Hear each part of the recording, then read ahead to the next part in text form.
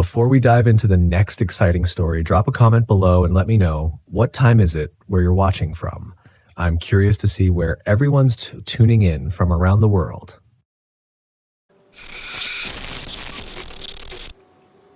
I wasn't sure why I'd come back. Maybe it was the need for closure, a way to put everything behind me. It had been over a year since my wife Sarah passed away, and ever since I'd been drifting through life, avoiding people and dodging their well-meaning questions. When I was a park ranger, the forest had always been my sanctuary, and I thought maybe, just maybe, a trip back to the Cherokee National Forest would help clear my head. But as I parked my RV in a secluded spot deep in the forest, far from the designated campsites, I couldn't shake the feeling that this trip was a mistake. The sun was setting, casting long shadows between the trees, and I watched the colors fade into darkness as I set up camp. The last time I'd been here was with Sarah, years ago, when life still made sense. Now, it was just me, alone with my thoughts. I wanted the isolation. I needed the silence, or at least that's what I told myself. I sat by the fire, the crackle of the flames, the only sound in the stillness of the forest. The night pressed in around me, thick and quiet, the kind of quiet that makes you feel like the world is holding its breath. I stared into the fire, my mind drifting back to Sarah. I could almost hear her laugh, see her smile through the flickering flames. That's why I was here, to say goodbye, to finally let her go. I thought our place would help me find some peace. I was wrong. It started with a phone call. I turned my phone off the moment I arrived, didn't want any distractions, didn't need anyone bothering me. But as I sat there, staring into the flames, I heard it. The familiar sound of my phone ringing. I frowned, confused. I hadn't turned it back on. Slowly, I stood up and walked over to where I'd left it on the small table inside the RV. The screen was glowing, showing an unknown number. How was that possible? I had no signal out here, not this far from the nearest cell tower. Curiosity got the better of me. I answered the call. Hello? My voice was rougher than I expected, a little shaky at first. There was nothing but static, a low hum that buzzed in my ear. I was about to hang up when I heard it. A voice, faint but unmistakable. Dan. I froze. My blood turned to ice. It was Sarah's voice. Dan, it's me. My heart pounded in my chest as I gripped the phone tighter, my mind racing to find some logical explanation. It had to be a prank, some sick joke. But the voice, it was hers. The way she said my name, that soft, familiar tone. Sarah, I whispered, barely able to get the word out. The static surged louder now, drowning out the voice. I called out again, but the line went dead. I stood there in the RV, staring at the phone in my hand, my breath coming in short, ragged gasps. What the hell just happened? I checked the call log. Nothing. No record of the call. It was like it had never happened. I shook my head, trying to convince myself it was just a trick of the mind. Grief does strange things to people. Maybe I was imagining it. Maybe I just wanted to hear her voice again so badly that my mind had created it. But as I sat back down by the fire, the unease gnawed at me. Something felt wrong. The night wore on and the fire died down to embers. I retreated into the RV, locking the door behind me. The quiet felt oppressive now. Too heavy. I lay in bed, staring at the ceiling, trying to forget the sound of her voice. Then the phone rang again. I bolted upright, my heart pounding in my ears. The screen glowed in the dark, the same unknown number flashing across it. I hesitated this time, but eventually answered. Dan. The voice was clearer now, more distinct. It was Sarah, no doubt about it. Come to me. The line crackled, and for a moment I swore I heard something else, a faint knocking sound like someone tapping on the walls of the RV. I jumped out of bed and hurried to the window, peering out into the darkness. There was nothing, just the dense forest, silent and still. I ran a hand through my hair, trying to calm myself down. This wasn't happening. It couldn't be happening. I closed my eyes, forcing myself to think rationally. There was no way Sarah could be calling me. She was gone. I knew that. I'd buried her. But the voice, it was so real. I didn't sleep much that night. Every creak, every whisper of wind against the RV had me on edge. By morning, I was exhausted, my nerves frayed. The next day, I tried to distract myself. I hiked some familiar trails, took in the beauty of the forest, and reminded myself why I love this place. But the feeling of unease never left me. It lingered like a shadow, always just out of sight.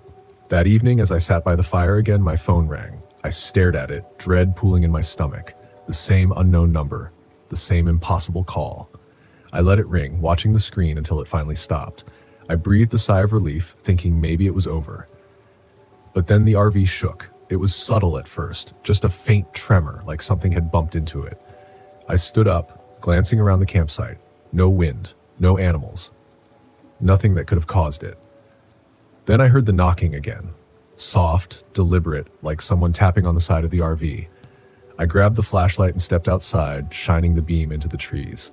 The light cut through the darkness, but there was no one there, just the empty forest, silent as ever. I took a deep breath, forcing myself to stay calm. It had to be an animal. A deer, maybe. But as I turned back to the RV, I saw it. A figure, just at the edge of the trees. It was too far to make out clearly, but it looked like a person. My heart skipped a beat. "Hello?" I called, my voice shaky. The figure didn't move.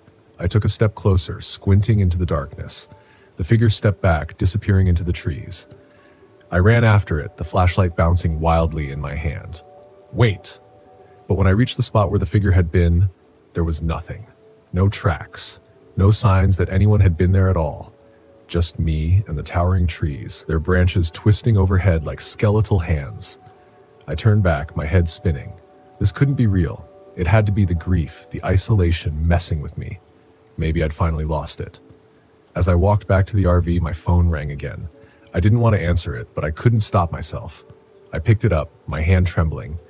"Dan, I'm here. Come to me." The voice was so clear now, so real. It sounded like Sarah was right there with me, just out of reach. "I miss you," she whispered. "Come find me." My chest tightened. Tears stung my eyes. I wanted to believe it. I wanted to believe she was still out there waiting for me. But I knew it wasn't her. It couldn't be. I slammed the phone down and ran into the RV, locking the door behind me. The knocking started again, louder this time, more insistent. Something wanted me to open that door. Something wanted me to follow. I sat there in the darkness, listening to the knocks, the whispers, my heart racing. I didn't sleep that night. I couldn't. The following day, I packed up camp. Whatever was out there, I wasn't going to wait around to find out. I needed to leave, now. But the forest had other plans. As I drove through the winding forest roads, trying to make my way back to the main road, I realized something terrifying. I was lost.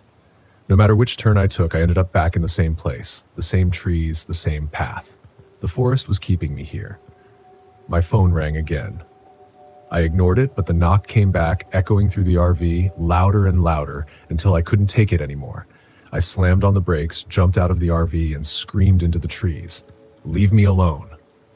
The forest answered with silence, and then the whispers returned. Sarah's voice rising on the wind, calling to me, luring me deeper into the trees. I didn't follow. I couldn't. Instead, I grabbed the only thing I had left, my lighter.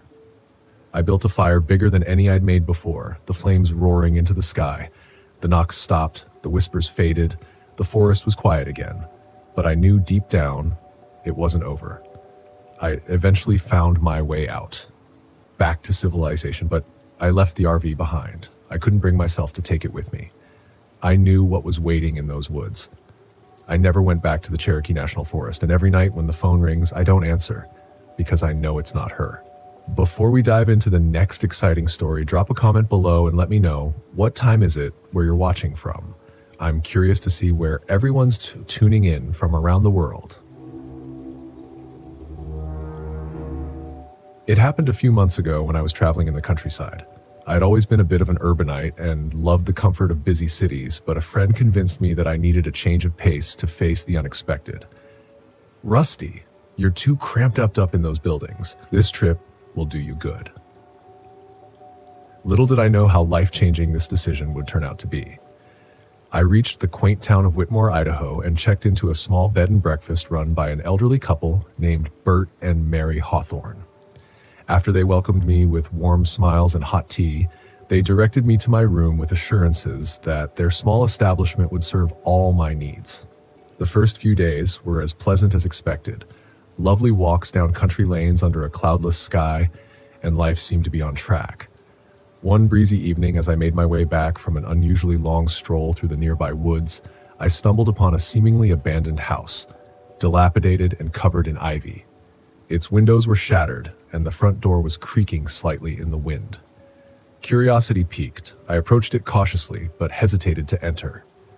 Just then, a hushed yet frantic conversation between two children drew my attention. I cautiously peeked around the side of the house and found what appeared to be siblings engaged in a secretive conversation. They both had unusually black eyes that seemed almost unnatural. Convinced that they were probably lost or abandoned themselves, I made my presence known. "Hey there," I mustered up a friendly voice while trying hard not to show my concern for their eerie appearances. "Are you guys okay? You seem lost, or maybe scared about something." They turned toward me as one entity and stared directly into my eyes without uttering a word. At that very moment, an uneasy sensation crept through me, and I began to weigh the consequences of my decision to engage. As unnerving as it seemed, I couldn't walk away and leave these kids without help. With a faintly dry smile, I tried again. "You know, perhaps we all could go back into town and figure out a way to reconnect with your family, or just stay at the B&B where I'm staying until then." One of the children broke their silence surprisingly abruptly. "Oh, we're perfectly aware of that place," they uttered in unison, eliciting an involuntary shudder through me. Their calmly sinister tones seemed to bounce off my confusion. For a second there, I contemplated jogging away and pretending not to have seen them. But since the helpless get-out-of-jail tactic refused to surface, I stupidly asked anyway, "So, do you want to come with me? Or do you need anything? Maybe a bag of chips or any food?" Seeing no harm in such an offer, or maybe wrongly assuming it as a compromise, they immediately nodded in agreement. We headed toward the B&B together. They remained eerily silent, with the exception of some scarcely audible whispers between them. Upon arriving at the bed and breakfast, Bert noticed our peculiar company and apprehensively gestured me toward him. "Rusty," he said in an urgent undertone, "are you aware that those children are odd? They've been sighted lingering around on several occasions. Folks here believe they carry bad tidings."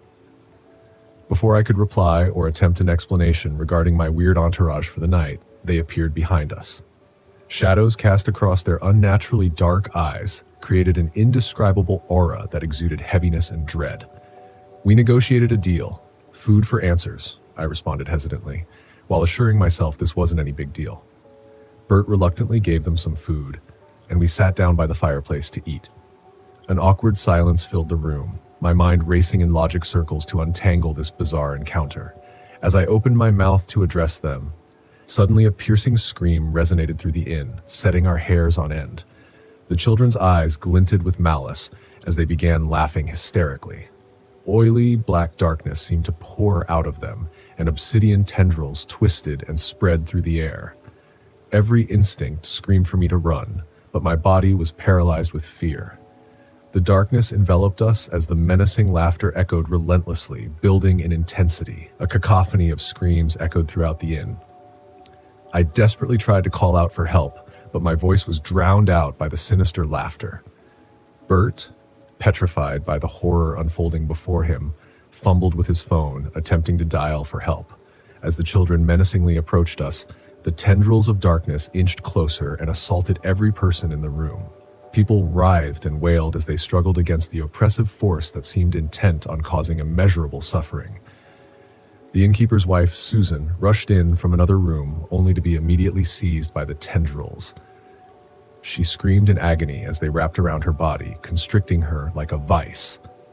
Everywhere, people were being hurt, tortured by an ungodly frenzy of malice. Suddenly, Bert pressed his phone against his ear, eyes wide with hope. "Please send help. We don't know what's happening here. Something terrible is happening." He gave their location to whoever he'd been able to reach on the other end of the line. The black-eyed children turned their focus toward Bert, their features distorted into a vicious snarl. In response to his attempt for help, they stormed toward him and tore the phone from his hand before crushing it underfoot. Susan's sobs were muffled as darkness enveloped her completely. We could no longer see her. The other guests suffered similar fates, each one consumed and silenced as this despicable scene unfolded relentlessly. I tried again to call out for help, but only managed a feeble choke. No one seemed able to resist or escape this living nightmare. The children showed no signs of stopping. Whatever twisted purpose they had, they were set upon us all.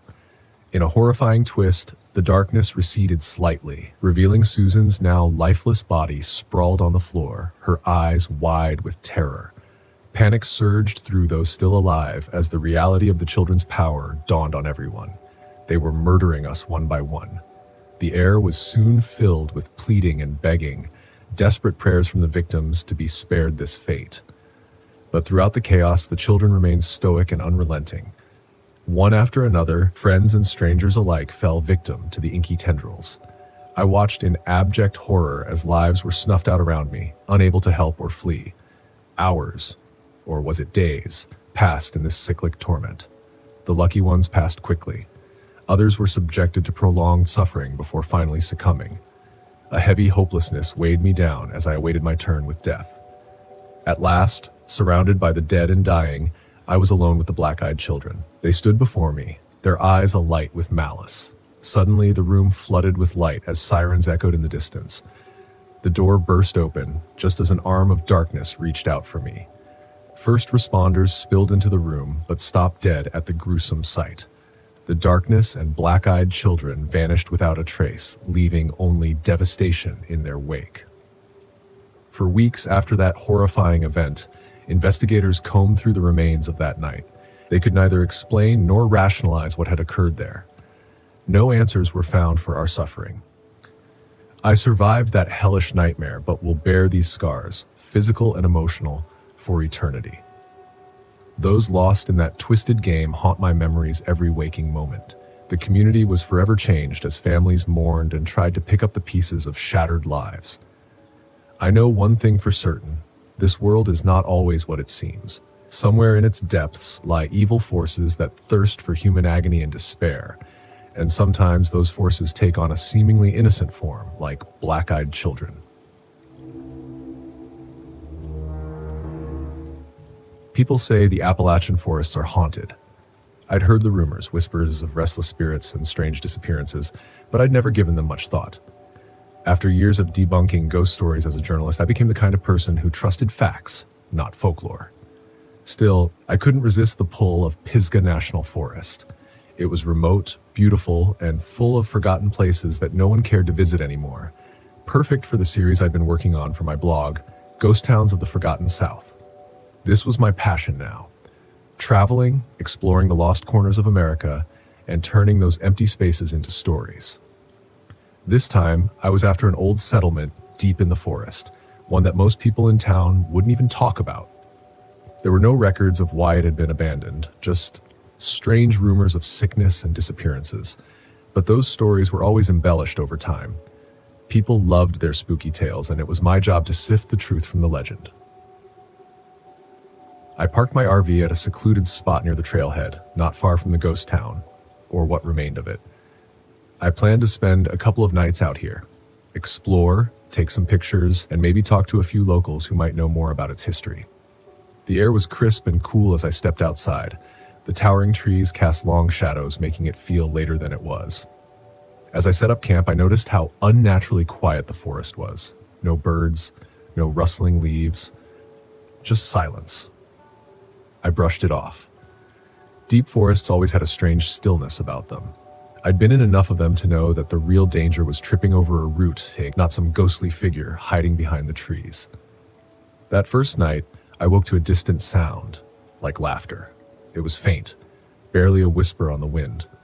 I sat up in my sleeping bag, listening. Could there be other campers out here? I doubted it.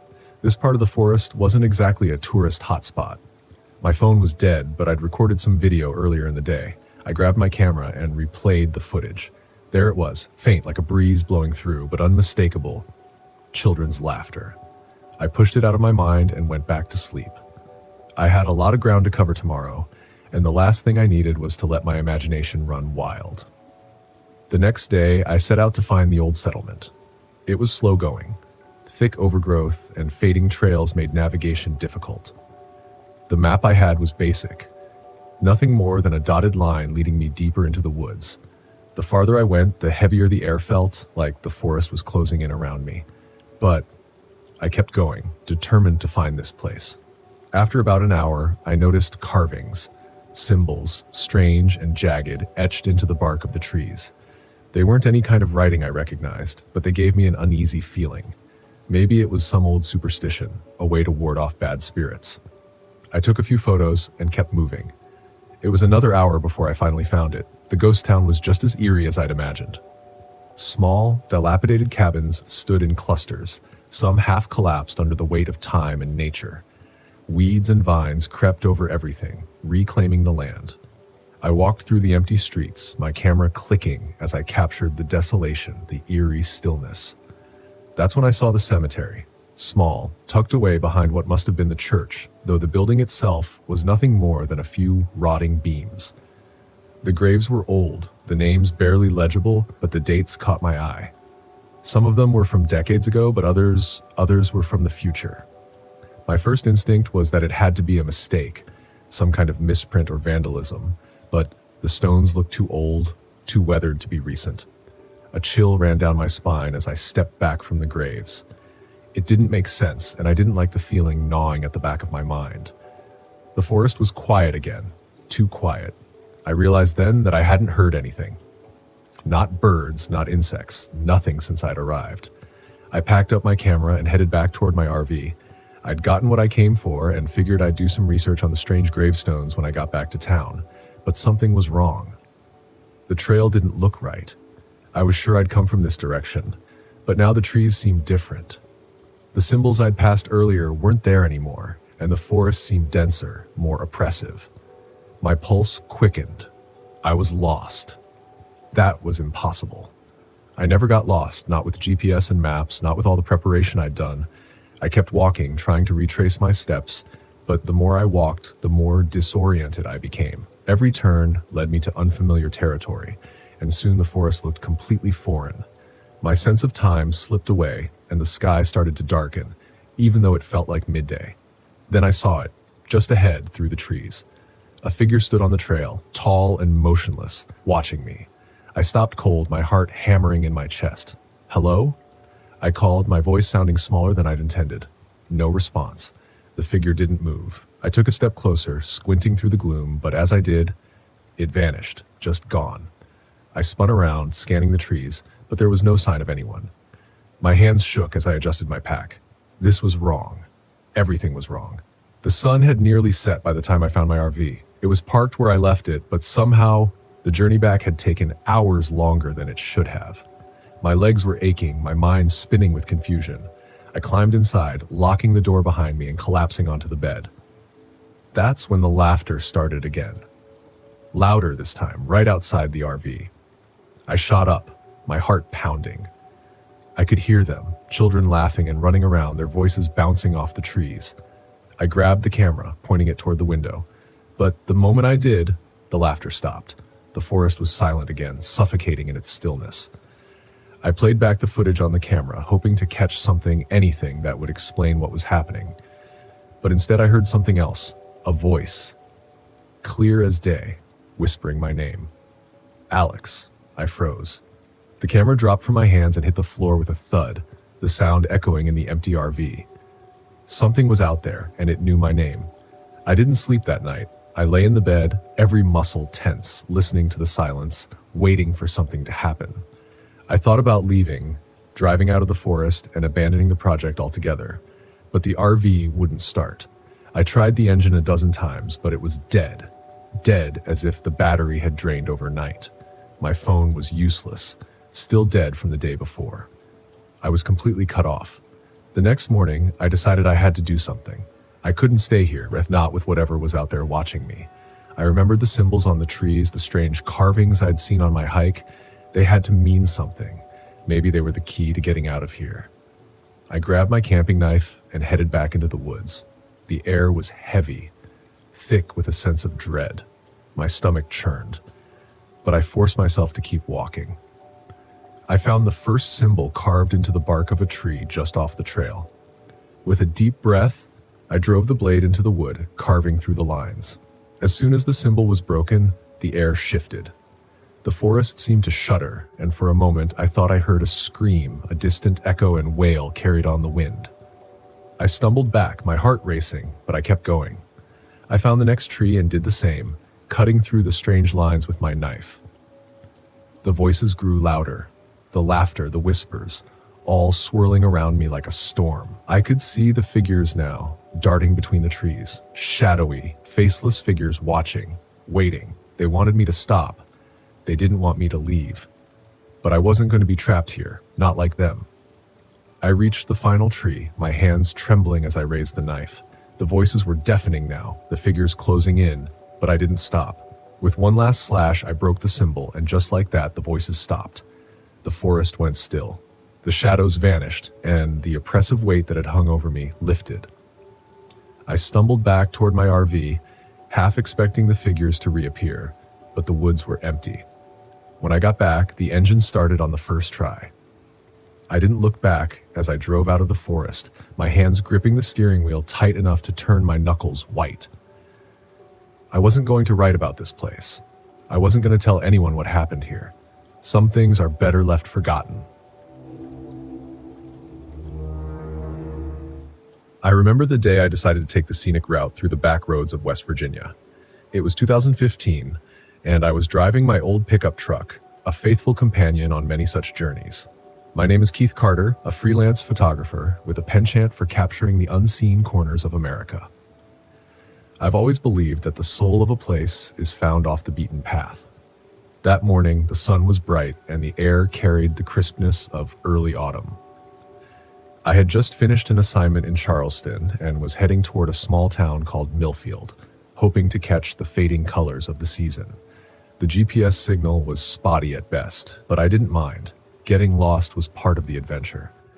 After a couple of hours, I noticed the pavement giving way to gravel. The road narrowed, flanked by dense forests on either side. Towering oaks and maples formed a canopy overhead, casting dappled shadows on the ground. I glanced at the fuel gauge, half a tank left, plenty to get me through. As I rounded a bend, I saw a makeshift sign that read, "Detour," pointing left. Trusting it, I turned and soon found myself on an even rougher path. The trees seemed to close in and the underbrush grew thicker. The sense of isolation was palpable, but I pushed on, eager to see where this hidden trail would lead. About 20 minutes later, the engine began to sputter. Confused, I pulled over and stepped out to check under the hood. I'm no mechanic, but everything seemed in order. That's when I heard it, a distant sound, like metal clanging against metal. It was faint but distinct, coming from deeper within the woods. Curiosity piqued, I grabbed my camera and decided to investigate. Locking the truck, I made my way toward the sound. The forest was silent except for the occasional rustling of leaves. After walking for what felt like half an hour, I stumbled upon a clearing. In the center stood an old farmhouse, weathered and worn. Its paint had long peeled away and the windows were boarded up. Behind it, I could make out the outlines of dilapidated structures, perhaps barns or sheds. The clanging noise was louder now, emanating from somewhere within the property. I approached cautiously, snapping photos as I went. The place had a haunting beauty, a relic of a bygone era. Near the farmhouse, I spotted a well with a rusty bucket hanging from a frayed rope. The air smelled of damp earth and decay. Suddenly, the clanging stopped. The abrupt silence sent a chill down my spine. I was about to turn back when a voice called out, "Who's there?" It was gruff, tinged with suspicion. Out of the shadows emerged a man, or at least someone resembling one. He was tall and gaunt, with unkempt hair and a beard that looked like it hadn't been trimmed in years. His clothes were tattered, and he held a hammer in one hand. "Sorry to intrude," I said, raising my hand slightly. "I'm just a photographer passing through. My truck broke down nearby." He stared at me for a moment before a crooked smile spread across his face. "Ain't many folks come around these parts," he said. "Name's Virgil." "Thaddeus," I replied. "You wouldn't happen to have a phone, would you? I think my engine's given up on me." He chuckled. "No phones here, but you're welcome to come inside, maybe have some food. Ma loves company." Something about his gaze unsettled me, but I didn't want to offend. "That's kind of you," I said. "Maybe just some water, and I'll be on my way." He gestured toward the house. "Suit yourself." Against my better judgment, I followed him. The interior was dimly lit, the air thick with the smell of mildew. The furniture was sparse and looked handmade. In the corner sat an elderly woman, rocking back and forth, humming a tuneless melody. "Ma, we got a visitor," Virgil announced. She looked up, her eyes cloudy but sharp. "Well now, isn't that nice?" she croaked. "Sit, sit." I took a seat on a rough wooden chair. "Thank you," I said. "I appreciate your hospitality." Virgil disappeared into another room, leaving me alone with his mother. She eyed me with a curious intensity. "You lost, son?" she asked. "Just a bit turned around," I admitted. "My truck broke down not far from here." Her lips curled into a thin smile. "These woods have a way of trapping folks." Before I could respond, two more figures entered the room, twins by the look of them, both with the same disheveled appearance as Virgil. They whispered to each other, casting sidelong glances in my direction. An uneasy feeling settled in my stomach. "Perhaps I should get back," I said, rising from the chair. "Leaving so soon?" Virgil reappeared, blocking the doorway. "At least stay for supper." "I'm afraid I must be going," I insisted, moving toward the exit. The twins stepped forward, flanking me on either side. "It's not safe out there," one of them said. I swallowed hard. "I'll take my chances." In a sudden movement, Virgil lunged at me, but I ducked and bolted toward the door. Bursting outside, I sprinted toward the trees. The sounds of footsteps and shouting erupted behind me. Heart pounding, I tore through the underbrush, branches scraping against my face and arms. I could hear them gaining on me, their heavy breaths and curses filling the air. Out of nowhere, a hand grabbed my shoulder, pulling me back. I spun around and struck out with my camera, the device smashing into one of the twins' faces. He screamed, clutching his eye. Using the distraction, I pushed onward. The forest seemed like an endless maze, but I focused on the fading light filtering through the canopy, hoping it would lead me out. A sharp pain shot through my leg as I stumbled into a concealed trap. A rusted bear trap clamped around my ankle. I cried out, collapsing to the ground. Blood seeped through my jeans, and the agony was blinding. Virgil and the other twin emerged from the shadows, grinning wickedly. "Told you it wasn't safe," Virgil sneered. Desperation fueled me. I reached into my pocket and pulled out a small pocket knife. As they approached, I flicked it open and slashed wildly. The blade caught the twin's arm, causing him to recoil. Virgil was unfazed. He kicked the knife out of my hand and leaned in close.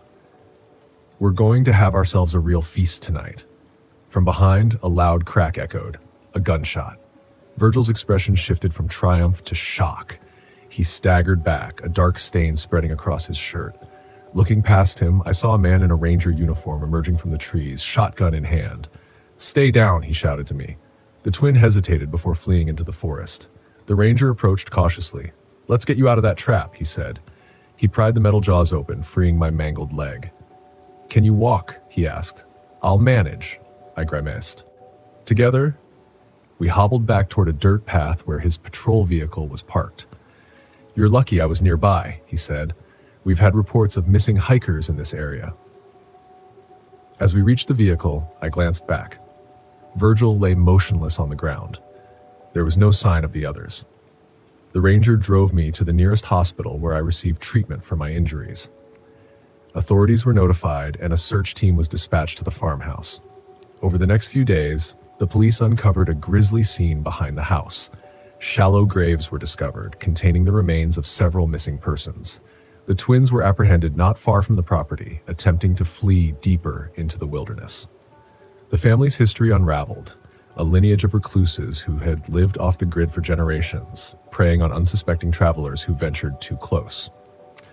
Their names were entered into the records: Virgil, Amos, and Abel Crowley. In the aftermath, I provided my testimony and handed over the photographs I had taken. The evidence was more than sufficient to bring them to justice. With the case closed, I resumed my travels, perhaps a bit wiser about the roads less taken. I've always believed that everything has an explanation: ghost stories, strange occurrences. They're all just misinterpretations of reality. That's what I told myself as I drove my RV deep into the desert, chasing the Marfa lights, one of those unexplained phenomena that people love to whisper about. I was determined to demystify them, capture them on camera, and show the world that there was nothing supernatural about it. The desert stretched out before me, flat and endless, the sky a deep, cloudless blue. I'd parked my RV on the outskirts of Marfa, Texas, far enough from the town to avoid any distractions. The lights were supposed to appear at night, floating out there in the desert like glowing orbs. People called them spirits or even UFOs, but I knew better. I was here to photograph them, document them, and move on. That first night was quiet. Too quiet. I set up my camera gear just outside the RV, tripods locked in place, lenses ready for long exposure shots. The desert was unnervingly still, the kind of silence that makes you feel like you've been buried under a blanket. No wind, no animals, not even the hum of distant cars. I told myself it was just the isolation playing tricks on me. I'd been alone in the wild before. This was nothing new. Hours passed, and just as I was about to give up and call it a night, the lights appeared. At first, they were faint, barely noticeable, small glowing orbs that hovered just above the horizon. I leaned forward in my chair, eyes fixed on them. They weren't anything special, just some kind of atmospheric phenomenon, I thought. But then they moved slowly, almost deliberately. They floated closer, their soft glow reflecting off the desert sand. I snapped photo after photo, my fingers flying over the camera buttons. This was exactly what I'd come for. Clear, undeniable evidence. No one could call this supernatural nonsense once I had the data. But the lights were behaving differently than I expected. They weren't just floating randomly, they were almost watching me. I stood up, staring at the lights as they hovered, flickering softly, maybe 50 yards away. Then suddenly, they darted closer. My heart skipped a beat as I stepped back instinctively. The lights pulsed, brightening for a moment before retreating, as if they were playing with me. I swallowed hard, trying to steady my nerves. Just lights, just gases or atmospheric anomalies, nothing to be afraid of. But the way they moved, it was like they were alive. I shook my head, frustrated. "Focus, Greg, it's all explainable," I muttered to myself. I turned back to my camera gear, checking the shots I'd taken. That's when the first problem started. The images were completely corrupted. Every shot I'd taken of the lights was ruined, nothing but distorted lines and static like an old TV losing signal. I flipped through the photos in disbelief. The lights had been right there, clear as day, but my camera had failed to capture a single usable image. My stomach churned. That wasn't right. I'd tested all the equipment before I left. I'd checked the camera, adjusted the settings, but the battery was draining fast. Too fast. The indicator flashed red, and within seconds, the camera died in my hands. "Damn it," I hissed, grabbing my backup battery, but it was no use. Everything, camera, spare batteries, even my phone, was losing power faster than it should. It was like something was draining the life out of my equipment. Frustrated, I packed up my gear and headed back into the RV, locking the door behind me. I tried not to think about the lights still hovering outside, flickering just beyond the window. It had to be a glitch, I told myself. I'd deal with it in the morning. But I couldn't sleep. I lay in my bed, staring at the ceiling, the silence pressing in around me. Every so often, I'd glance at the window, expecting to see the lights hovering there. I didn't want to admit it, but something about them unnerved me. The following day, I tried to shake off the unease. I spent hours checking my gear, trying to figure out what had gone wrong, but everything looked fine. The equipment was fully functional again, as if nothing had happened. It was strange, but I wasn't about to let one weird night stop me. I'd try again tonight, capture the lights properly this time. As evening fell, I set up my gear again, determined to make up for last night. The desert was still, the sky a dull orange as the sun dipped below the horizon. I watched, waiting for the lights to appear, and they did. But this time, they were closer. They floated just above the sand, pulsing softly, glowing brighter than before. My breath caught in my throat as I watched them move. Their rhythm was almost hypnotic. But it wasn't just their movement that startled me. It was the fact that they seemed to be getting nearer. I reached for my camera, ready to capture them again, but the battery was dead. Again. I checked my phone. Dead. Panic flickered at the edge of my mind. This wasn't possible. The lights were now just 30 feet away, their glow casting long shadows on the ground. They pulsed brighter, flickering in strange, almost deliberate patterns. I couldn't explain it, but it felt like they were trying to communicate. Then I heard it, a whisper. It was faint at first, barely audible, like the wind brushing past my ear. I froze, straining to hear.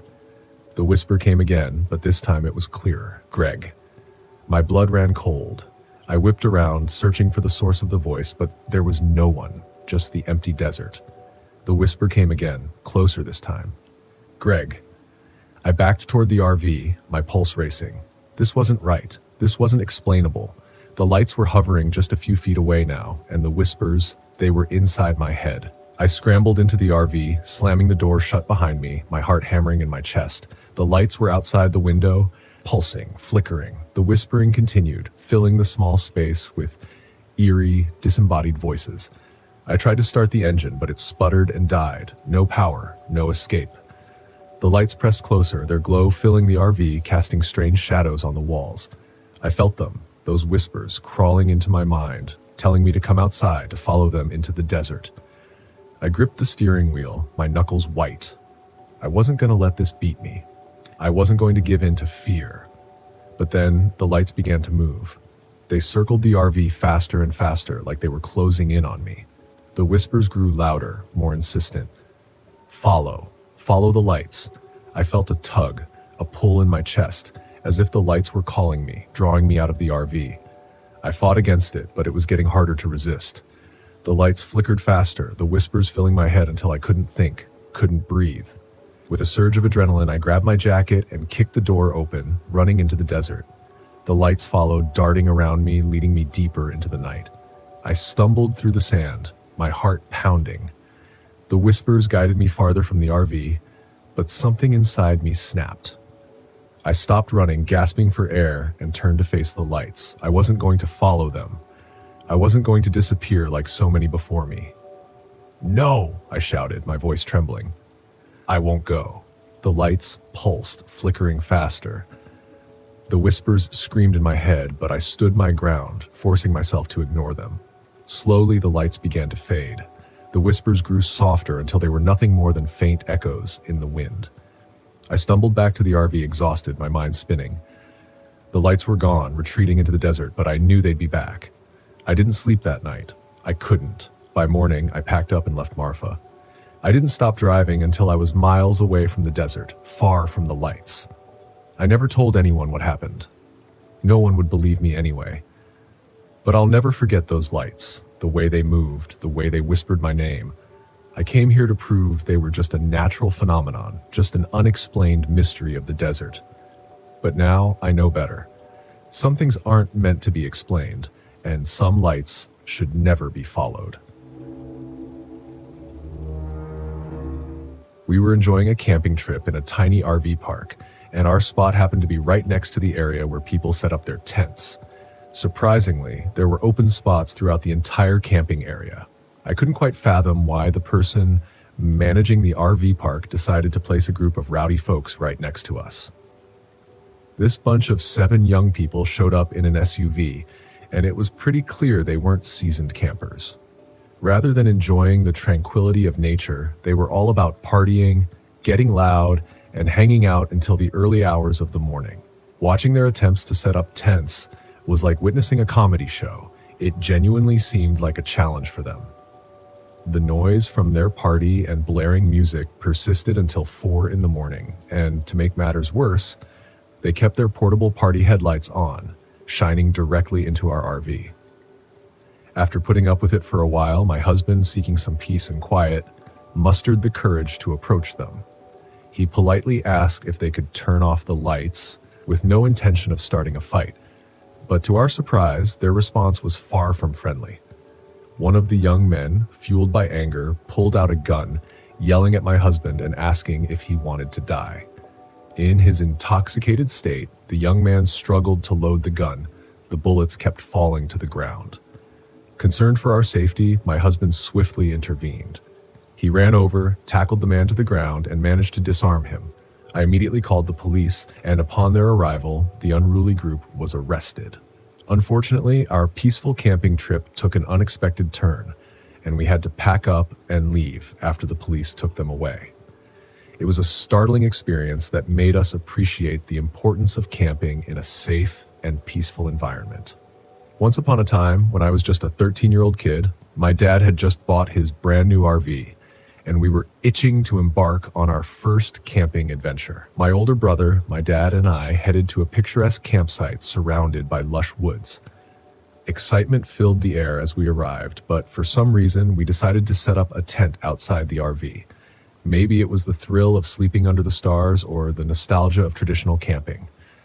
Little did we know that this decision would lead to one of the strangest and most mysterious experiences of my life.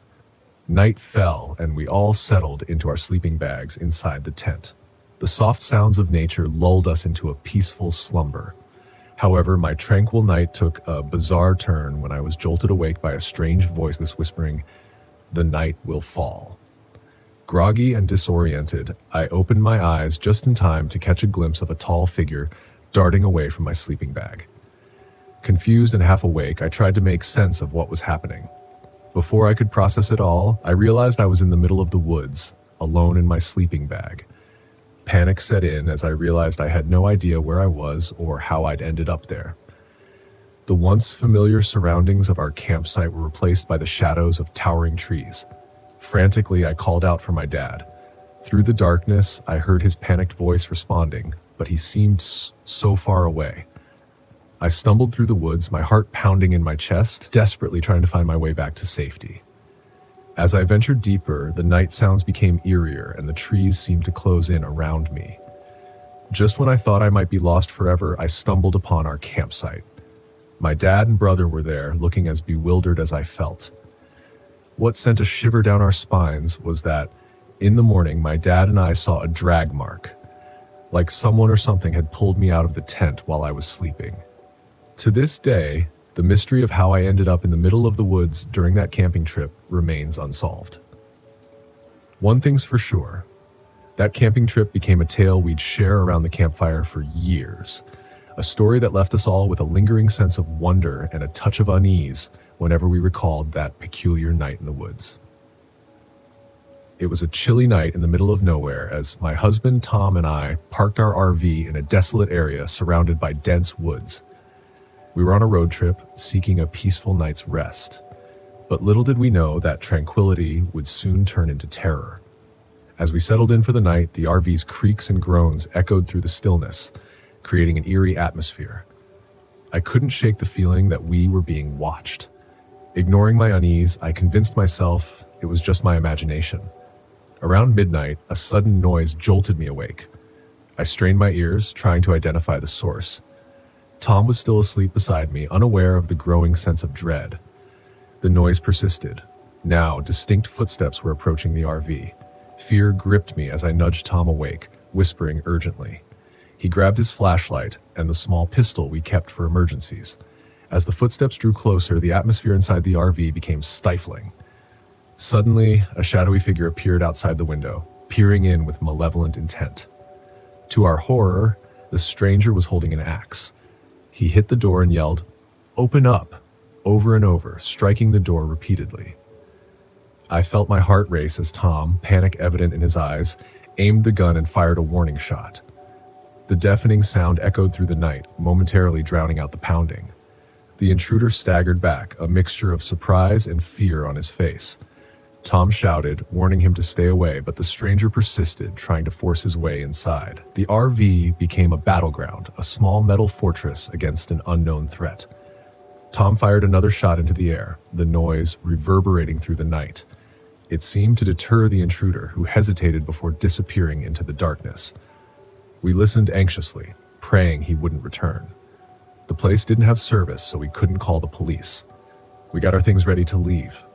As we drove away from that desolate spot, the memory of that harrowing night lingered.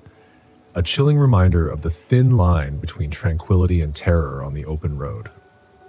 This happened to me back in 2003. I never believed in haunted stuff, but after I bought that old RV, things got weird really fast. It was a steal. The price was too good to pass up. The first night on the road, I heard creaks and groans like the RV was alive. I chalked it up to it being an old beast settling into the night. Then the lights started flickering on and off, and I couldn't figure out why. I checked the wiring a dozen times, but everything seemed fine. The RV is home to me because I park it and live in it in my brother's driveway. One evening, I decided to watch TV to distract myself from the strange happenings. As I flipped through the channels, the screen suddenly went black. I could hear whispers, low and eerie, like someone talking just out of reach. I yanked the plug, and the whispers faded away. I freaked out and convinced myself it was some glitch, but then the shadows started moving on their own. I'd see them out of the corner of my eye, slithering across the walls. I thought maybe it was just my tired mind playing tricks. One night, though, I woke up to the sound of footsteps. It was as clear as day, like someone pacing the length of the RV. Heart pounding, I grabbed a flashlight and searched every nook and cranny, but there was no one. The worst part was the feeling of being watched. It was like a pair of unseen eyes boring into me, making my skin crawl. No matter where I went, that sensation followed. I even considered selling the RV, but I couldn't shake the feeling that whatever haunted it was somehow connected to me. One evening, I mustered the courage to confront whatever was going on. I sat in the dim light, trying to communicate with whatever unseen presence shared the RV with me. The air felt heavy, and a sudden gust of wind slammed the door shut. I heard a whisper, soft yet clear, saying, "Leave." I didn't waste any time. I got out of the RV and ran inside my brother's house. The next day, I posted the RV for sale, and weeks later, I finally sold it. The feeling of being watched lifted, and the shadows stopped their mysterious dance. That haunted RV, with its strange occurrences, became a chapter of my life I wanted to forget. But even now, the memory sends shivers down my spine. It was a dark and chilly night, and we were camping deep in the spooky forest. The crackling of the campfire was the only sound breaking the eerie silence. 3 of our friends went RV camping in the middle of the forest. As the fire started to dwindle, we decided to call it a night. We turned off the lanterns and settled into our RV. I tried to shake off the creepy thoughts and closed my eyes, hoping for a peaceful night's sleep. In the middle of the night, I was awakened by a strange rustling sound outside. I sat up, heart pounding, and glanced at the window. That's when I saw her, a lady in a flowing red dress standing just beyond the tree line. Her hair covered her face, and she stood there, motionless. Motionless. I nudged my friend, whispering, "Do you see that lady in red?" Everyone rubbed their eyes and peered out the window. There she was, still as a statue, staring right at us.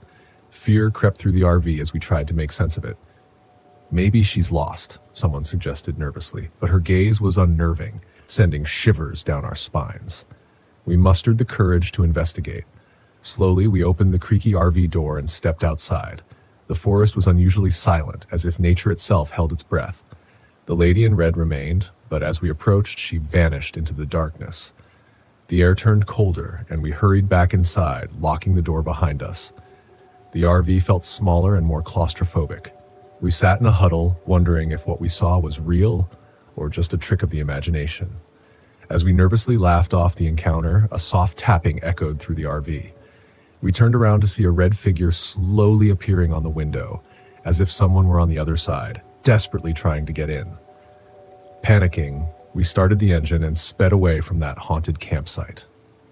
The lady in red and her ghostly figure haunted our dreams for nights to come, a chilling reminder of the night we encountered something otherworldly in the heart of the mysterious forest.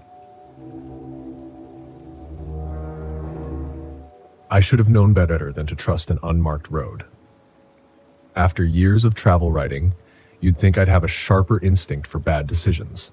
But there I was, driving deeper into Gifford-Pinchot National Forest, chasing a forgotten trail that was supposed to lead me to a ghost town no one could find anymore, vanished off the map. The ranger at the visitor center had said with a grin, "People go looking for it and never see it again. It's like the road just swallows you up." He laughed, but I could see the glint in his eye. He loved spinning those kinds of tales for tourists. But I wasn't a tourist. I was a writer, damn it.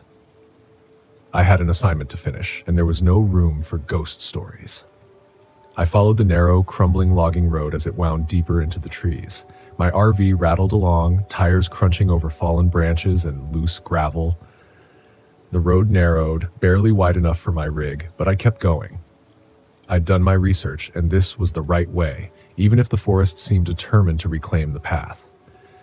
It had been a long day, and I was eager to set up camp and relax before exploring the area the next morning. The farther I went, the thicker the trees grew, their branches knitting together overhead, blotting out the late afternoon sun. My GPS had long since lost signal, but I didn't need it. I was prepared. I had maps. I was confident I didn't get lost easily. But as I rounded the last bend in the road, something changed. The sky had been clear earlier, but a dense fog was rolling in now, thick and fast. I could barely see 10 feet in front of me. The road, which had been clear just moments ago, seemed to dissolve into a gray blur. I slowed to a crawl, squinting through the windshield. Just up ahead, a small clearing appeared through the mist.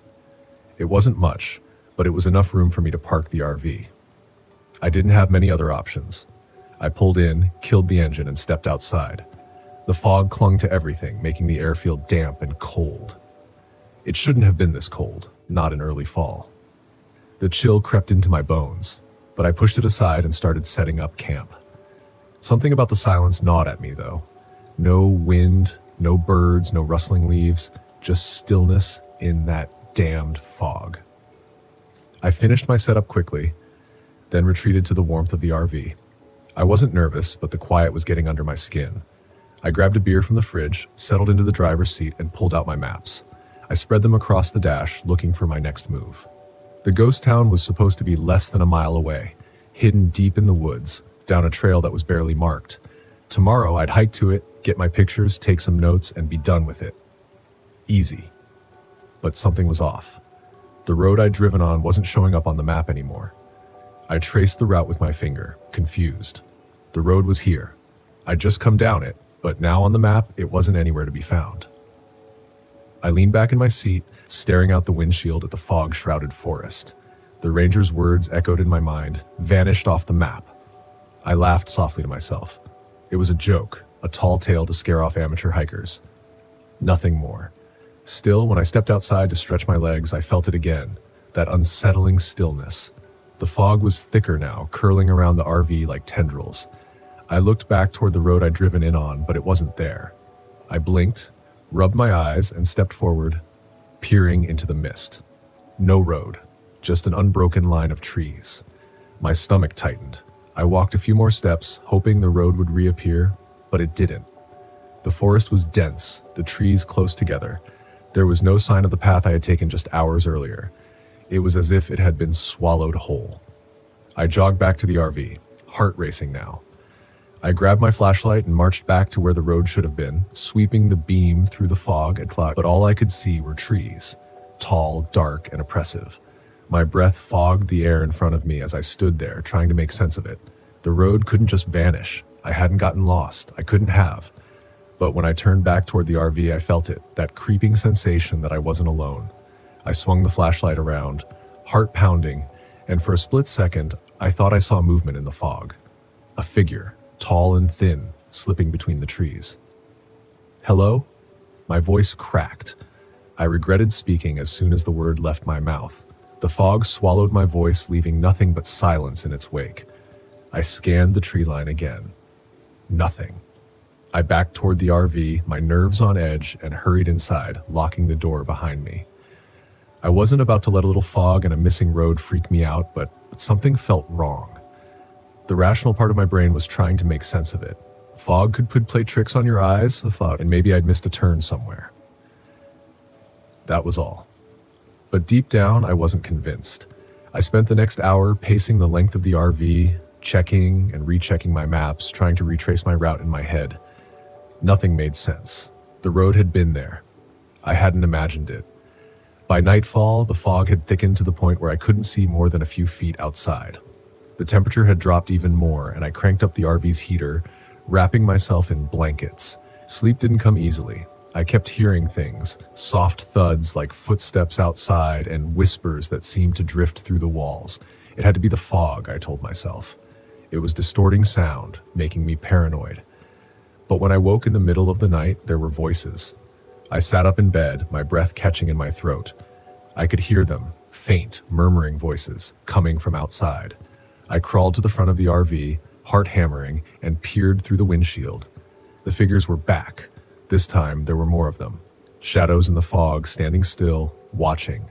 They were too far away to make out any details, but I could feel their eyes on me.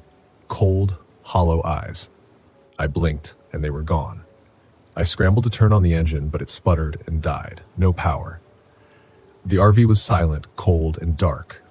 I grabbed my flashlight and flicked it on, but the beam barely cut through the fog. I tried to stay calm, tried to think logically, but my heart was racing, my mind spiraling into panic.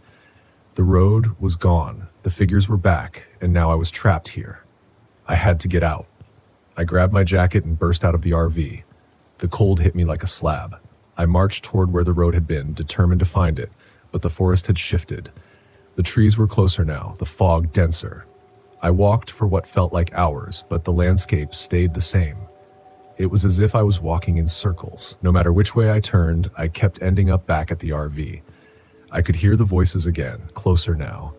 They echoed through the fog, indistinct and ghostly. My flashlight flickered, and the shadows appeared again, closer this time, standing just beyond the beam of light. I ran back to the RV, slamming the door behind me, my chest heaving. The figures were out there, circling me, waiting. I don't know how long I sat there, clutching the flashlight, waiting for something to happen. The fog pressed against the windows, and the shadows loomed outside, never coming closer, but never leaving. Morning came, though I could barely tell. The fog hadn't lifted, and the road was still gone. I tried the engine again, and this time it roared to life. Relief washed over me, but it was fleeting. I turned the RV around, driving slowly back the way I had come. If the road was there, I couldn't see it. All I could do was follow the same path I'd taken before, hoping it would lead me out. But it didn't. The road stretched out endlessly in front of me, a straight line through the fog, leading nowhere.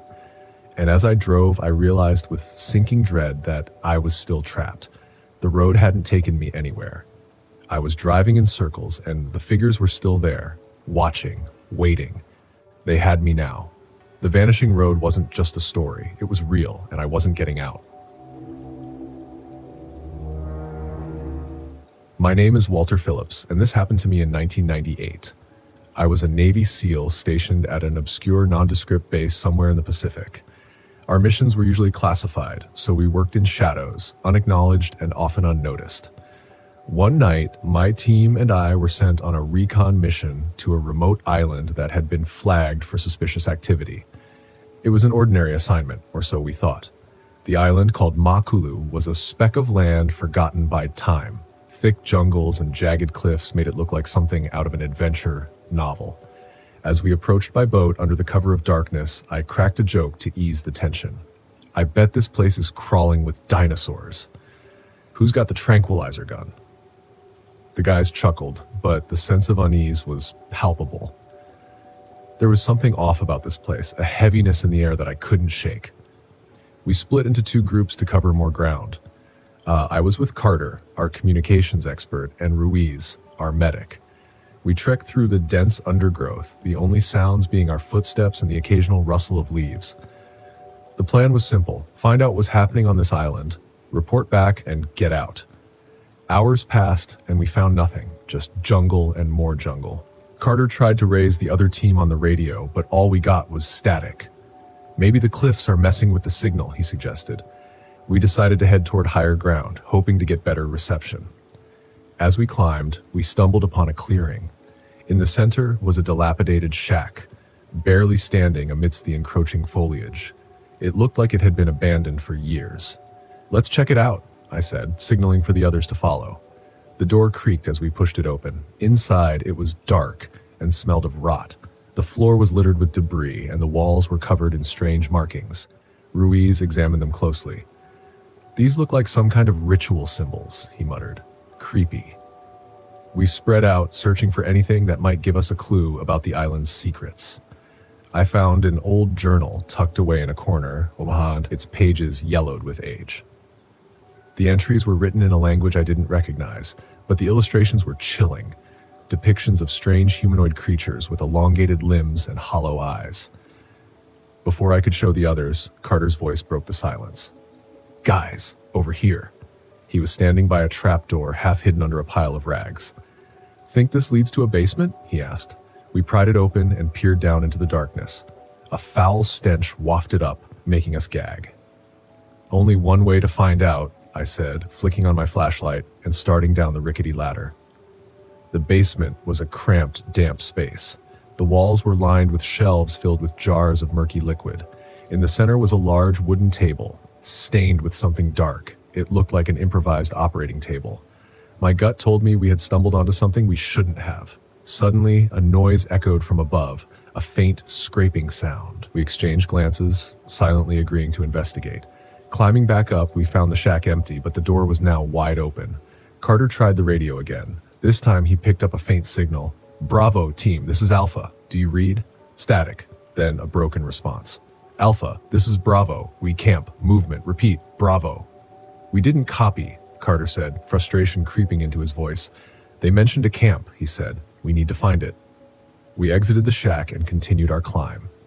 The jungle felt more oppressive now, the shadows deeper, the sounds more sinister. I kept a tight grip on my rifle, eyes scanning the surroundings. After what felt like hours, we reached a ridge that overlooked a small valley. Nestled in the center was a cluster of tents, Bravo Team's camp. But something was wrong. The camp was eerily silent. No sign of our comrades. We approached cautiously, weapons ready. The first tent was empty, as was the second. In the third, we found them. Bravo Team, or what was left of them. The scene was horrific. Bodies were strewn about, mutilated beyond recognition. Blood soaked the ground, and the stench of death was overpowering. Ruiz checked for any signs of life, but it was clear. They were all dead. "What the hell happened here?" Carter whispered, his face pale. I was about to respond when we heard it. A soft shuffling sound, followed by a low moan. It was coming from a tent at the edge of the camp. We moved in, ready for anything. Inside, we found Ramirez, one of Bravo's men, barely alive. His body was covered in deep gashes, his breathing shallow. "Ramirez, what happened?" I asked, kneeling beside him. His eyes flickered open, filled with terror. It came out of nowhere," he rasped. "We thought it was a man, but it wasn't. It tore through us like we were nothing." "Who? What did this?" Carter pressed, but Ramirez was slipping away. "The creature from the cave," he managed, before his body went limp. We barely had time to process his words before the sound of movement came from the jungle. "We need to move, now," I said, grabbing my gear. "We can't stay here." We decided to head toward the cave Ramirez mentioned, hoping it might hold answers. The trek was brutal, our nerves frayed by every rustle and shadow. The cave was hidden behind a waterfall, a dark maw that seemed to swallow the light. Inside, the air was cold and damp. The walls were covered in the same symbols we'd seen in the shack. Deeper in, we found a large chamber. In the center stood a stone altar. Around it were bones, human bones. "Looks like some kind of sacrificial site," Ruiz said, his voice barely a whisper. Before we could react, a figure emerged from the shadows. It was tall and gaunt, with elongated limbs and eyes that glowed with an unnatural light. It moved with an eerie grace, closing the distance between us in a heartbeat. I fired, the shots echoing in the cavern, but the bullets seemed to have little effect. The creature lunged at Carter, who barely managed to dodge its grasp. We scattered, trying to find cover in the limited space. Ruiz tried to flank it, but the creature was too fast. It grabbed him, lifting him off the ground with ease. His screams were cut short as it tore into him, blood spraying across the stone floor. "Fall back!" I yelled, trying to draw its attention. Carter and I retreated toward the entrance, but the creature was relentless. It moved with inhuman speed, closing the distance in seconds. We barely made it out of the cave, the creature hot on our heels. "We need to lose it in the jungle," Carter panted, his face slick with sweat. We ran, adrenaline fueling our desperate escape. The jungle was a blur, branches and leaves whipping past us. I could hear the creature behind us, its heavy footsteps growing louder. We stumbled into a ravine, losing our footing and tumbling down the slope. I hit the ground hard, pain shooting through my side. Carter landed nearby, groaning in pain. There was no time to recover. The creature was already upon us. I raised my rifle, firing until the clip was empty. The creature staggered, but it kept coming. Carter grabbed a fallen branch, using it as a makeshift weapon. He swung at the creature, buying me precious seconds to reload. I aimed for its head, praying this would work. The shot rang out and the creature's head snapped back. It let out a guttural cry, stumbling before collapsing to the ground. We didn't wait to see if it was truly dead. We ran, not stopping until we reached the shore. There we found our boat, thankfully untouched. We radioed for extraction, barely able to form coherent sentences. "Mission compromised. Bravo Team KIA. Unknown hostile entity."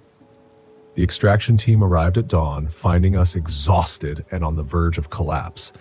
We were debriefed and given medical attention, but the nightmares didn't end. I couldn't shake the images of that creature or the fate of Bravo team.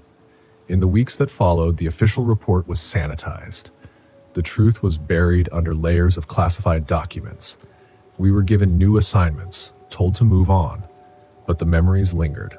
I never returned to Makulu. I left the Navy not long after. Carter and I stayed in touch for a while, but eventually we drifted apart. We never spoke of that night, each trying to forget in our own way. Years later, I still wake up in a cold sweat, the creature's eyes haunting my dreams. I don't know what it was or where it came from, but I know it was real. And sometimes late at night, I wonder if it's still out there, waiting.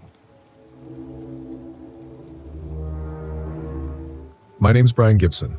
Back in 2012, I was working for the National Missing and Unidentified Persons System, NAMUS, dealing with one of the oddest cases that had ever crossed my desk, and I'd been at this for almost a decade by then. I thought I'd seen it all until I landed in a remote corner of the Catskill Mountains to look into a case that just kept getting stranger the deeper I went. The details came in rough. Somewhere outside the nearest town of Rosendale, there were reports of 2 campers gone missing, friends, no family connection, both locals from downstate who had decided to do a weekend trip out of the city. Typical enough, really, until you hit the next part.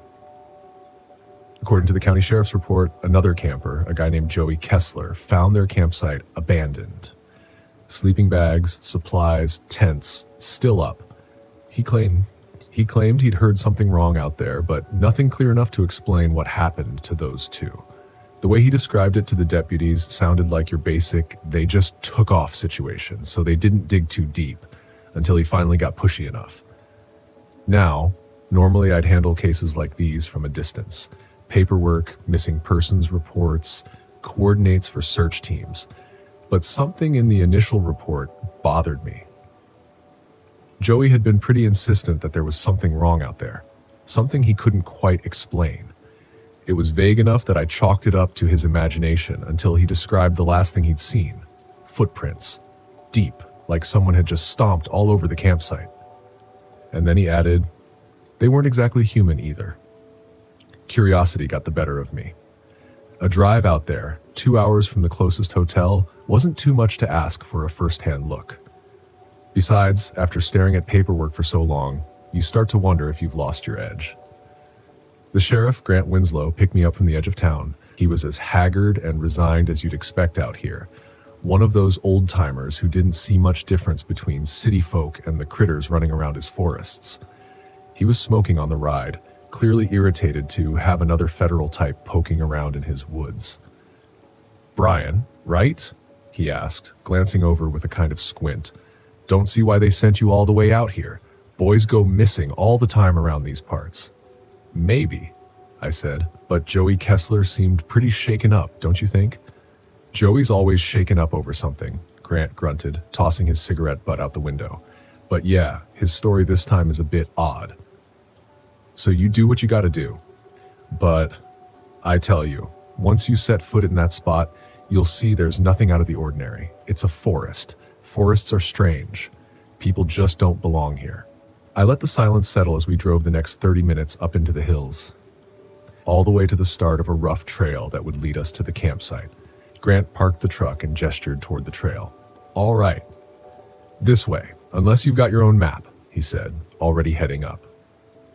I'll take the lead, I replied, trying not to let him see that I was itching to get a better look at whatever had spooked Joey.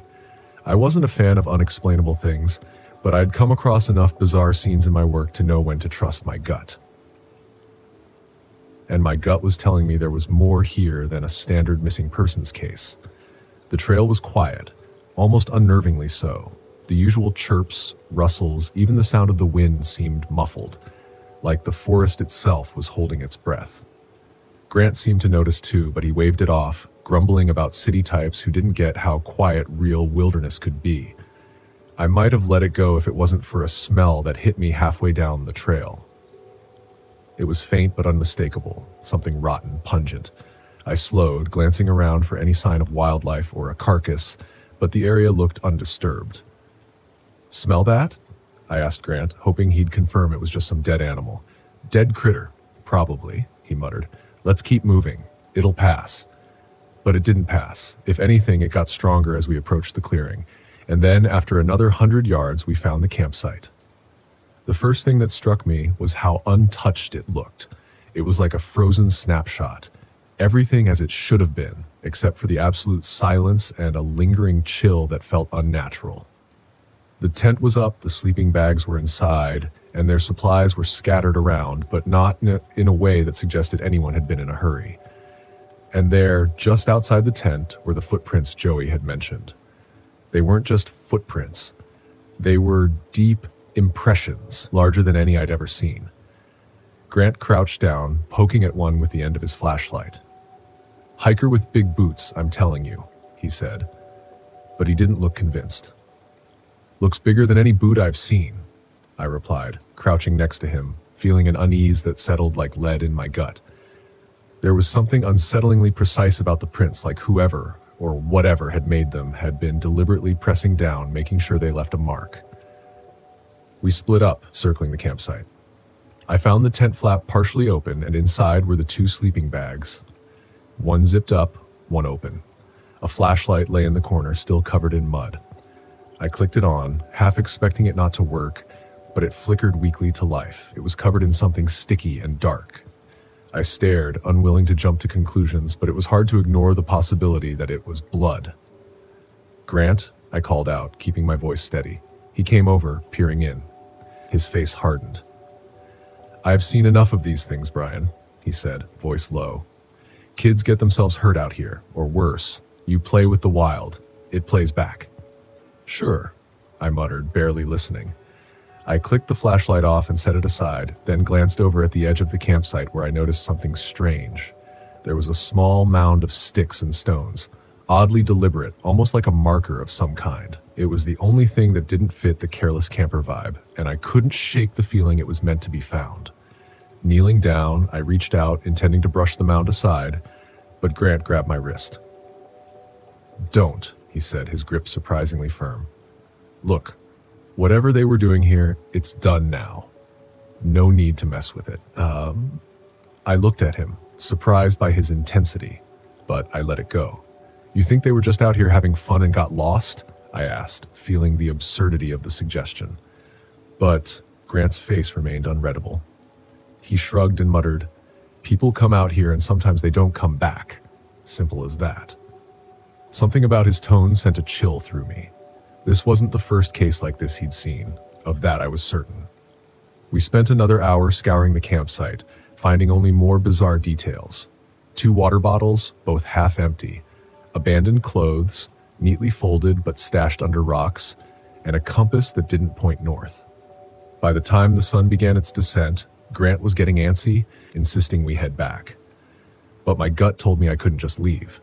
I didn't know what it was, but I felt like I was standing on the edge of something far darker than any routine missing persons case. "Stay back," I told him, my voice edged with a resolve I hadn't intended. He looked at me, puzzled, but stayed quiet as I took a few steps toward the mound.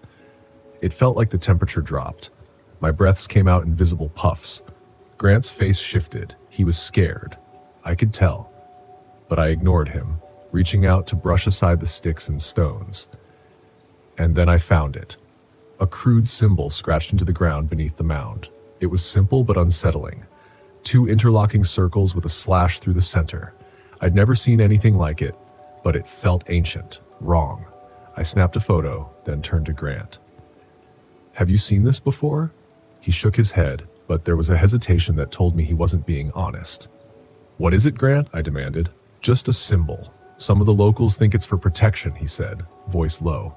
He looked around as if expecting something to burst out of the trees. "Folks who know better avoid these spots." He turned, walking back toward the truck, muttering under his breath about cursed places and idiots tempting fate. I let him go, standing alone in the eerie quiet, staring at the mark. I couldn't shake the sense that I'd uncovered something I wasn't supposed to. And then, just as I was turning to leave, I heard it, a faint cry echoing through the trees coming from somewhere deep in the forest. I froze, trying to pinpoint the direction, but it seemed to come from all around me. like the sound was bending with the trees. Against every ounce of reason, I started toward it. The forest grew denser, darker, as I moved farther from the campsite. The trail twisted, the roots clawing at my feet, branches snagging my clothes. And then, just ahead, I spotted something, a tattered piece of fabric caught on a branch. It looked like it had been there for weeks. I grabbed it, feeling the coarse fabric under my fingers. But before I could inspect it closer, the cry came again. This time louder, more urgent. I took off running, pushing through the undergrowth, the smell of decay growing stronger. I stumbled into a clearing, and that's when I saw them. The two missing campers, or what was left of them, lay sprawled across the ground, their bodies mangled and half buried in the dirt. I choked back a gasp, realizing too late that I wasn't alone. A figure stood on the far side of the clearing, half hidden in shadow. Tall. Gaunt. Dressed in a makeshift robe pieced together from scraps of cloth. His face was obscured by a hood, but I could feel his gaze piercing through me, cold and calculating, looking for something. His voice was a rasp, low and cruel. "They wanted to know the secrets of this place," he said, stepping closer. "But some things aren't meant for the curious." In a flash, he lunged, his hand grabbing for something in his robe. I didn't wait to find out what. I turned and bolted, crashing through the forest, heart pounding, lungs burning. I could hear him behind me, his footsteps fast, relentless. But just as he closed in, I spotted the faint glow of Grant's truck up ahead. I stumbled out of the woods, practically throwing myself against the side of the vehicle, pounding on the door. Grant flung it open, eyes wide. "What the hell?" "Go. Go. Now." He didn't hesitate, slamming his foot on the gas, the truck lurching forward as we sped down the mountain road. I didn't look back, didn't breathe until the forest was a distant blur. Grant drove me back to town without a word. When we finally stopped, I turned to him, my voice hoarse. "That symbol. What does it mean?" He hesitated, his gaze dark. "They call it the mark of the seeker. Those who wear it, they aren't like you or me. They're not bound by the same rules." I nodded, feeling the weight of his words settle over me. I'd come out here looking for answers, and all I'd found was a darkness I couldn't explain. The next day, the sheriff's office found nothing at the campsite. The bodies were gone, the symbol erased like it had never been there. But I knew what I'd seen, and somehow I knew I'd barely scratched the surface of whatever secret lay hidden in those woods. I've always loved the quiet. That's the real reason I camp alone and hike alone. It's not about proving anything to anyone. It's about the silence. The kind of silence that presses against you like a weight, smoothing out the chaos of everyday life. Out here, far from deadlines and the blaring traffic, I can hear my own thoughts. But it's a fragile thing, the peace that the wilderness offers. I've learned that the quiet can also play tricks on you, turn on you. That's what happened to me in the San Juan National Forest. I'd been camping alone plenty of times before, but this trip was different. I still have trouble putting it into words. All I know is that the silence stopped being my friend somewhere on the second day. I'd planned to be out there for 4 days, just long enough to clear my head and reset. The spot I'd picked was remote, a stretch of dense forest near Pagosa Springs that even the locals didn't visit often. It was perfect, or so I thought. The first day went like it always does. The drive up was uneventful, and after a few hours of hiking, I found the perfect campsite. It was tucked away by a creek, surrounded by towering pines, with a small clearing just big enough for my tent and fire pit. I felt that familiar rush of excitement as I set up camp, the freedom of being out here completely alone, with nothing but wilderness around me. That first night was easy. I sat by the fire, listening to the water rush over the rocks in the creek. I wrote in my journal a bit, mostly just notes about the hike and some thoughts about work. Then I crawled into my tent, ready to sleep. The silence was comforting at first, as it always is, but I woke up in the middle of the night to something strange. It was subtle. Just a faint whispering sound, like the wind picking up through the trees. I brushed it off, telling myself it was nothing, and eventually drifted back to sleep. The next day, things started to go wrong. I woke up later than I'd planned, the sky already a pale blue overhead. My stove was acting up, which was weird because it had worked fine the night before. It just wouldn't light, no matter what I tried. I ended up eating cold granola and packing up my camp ready to move deeper into the forest. That's when I noticed my GPS wasn't working. I'd had reception when I camped here before, but now my phone was useless. No signal at all. I wasn't worried yet though. I'd brought a map, and I knew the area well enough to navigate without technology. Still, the feeling that something wasn't right settled in, and I couldn't shake it. The hike was harder than I expected. My legs felt heavier, like the air itself was weighing me down, and the forest was quiet, too quiet. Normally, you'd hear birds or the occasional rustle of squirrels in the underbrush, but today it was just still. The silence felt unnatural. I found another campsite by late afternoon, a little farther into the woods, next to a meadow that looked untouched. I set up my tent quickly, eager to get a fire going, but as I worked, the feeling of being watched crept up on me. I couldn't shake it. Every time I glanced over my shoulder, nothing was there, just trees and shadows, but the sensation wouldn't leave. That night, I heard the whispers again. This time, they were louder, clearer, and they weren't random. They were saying something. My name. I sat up in my tent, my heart pounding. The sound was faint but unmistakable, that drifting on the breeze from somewhere just beyond the clearing. I grabbed my flashlight, unzipped the tent, and shone the light into the trees. Nothing. The forest was still, the fire flickering in the corner of my vision. I stood there for a long time, listening, but the whispering had stopped. It was just the wind. It had to be. Still, I couldn't shake the feeling that I wasn't alone. By the third day, I was exhausted. I hadn't slept much the night before, and the feeling of unease had only grown stronger. My gear wasn't cooperating either. When I tried to pack up my tent, I found that the poles had bent. They were new, barely used, but somehow they were warped, like something had twisted them while I slept. It didn't make sense. The whispering was back too, even during the day. It followed me as I hiked, a faint sound on the edge of hearing, like someone walking just out of sight. I kept telling myself it was the wind, but deep down, I knew something wasn't right. I wasn't alone out here. Then there was the whistling. It started around midday, just after I'd set up my third camp. At first, I thought it was a bird, but the sound was too deliberate, too human. It came from somewhere deep in the woods, a high, clear note that echoed through the trees. I froze, listening. The sound grew louder, closer, then stopped as suddenly as it had begun. I called out, hoping it was another hiker, someone who'd stumbled across my camp, but there was no response, just silence. I tried to stay calm, but the sense of being watched was overwhelming. Now, it felt like something was circling me, just beyond my vision, waiting. That night, the whispers didn't stop.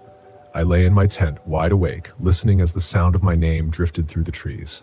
It was faint at first, like it had been the night before, but as the hours passed, it grew louder, more insistent. Dylan. I grabbed my flashlight and stepped outside, the cold night air biting at my skin. The fire had died down, casting long, flickering shadows across the clearing. I scanned the trees, heart racing, but there was nothing, just darkness. I was about to crawl back into my tent when I saw something move, a shadow slipping between the trees. I froze, my breath catching in my throat. It was too big to be an animal, and it was moving too deliberately, like it was watching me, waiting. I turned off my flashlight and backed into the tent, my mind racing. I'd never been this scared in the woods before, not once in all the years I'd camped alone. But now, there was something out there. I could feel it.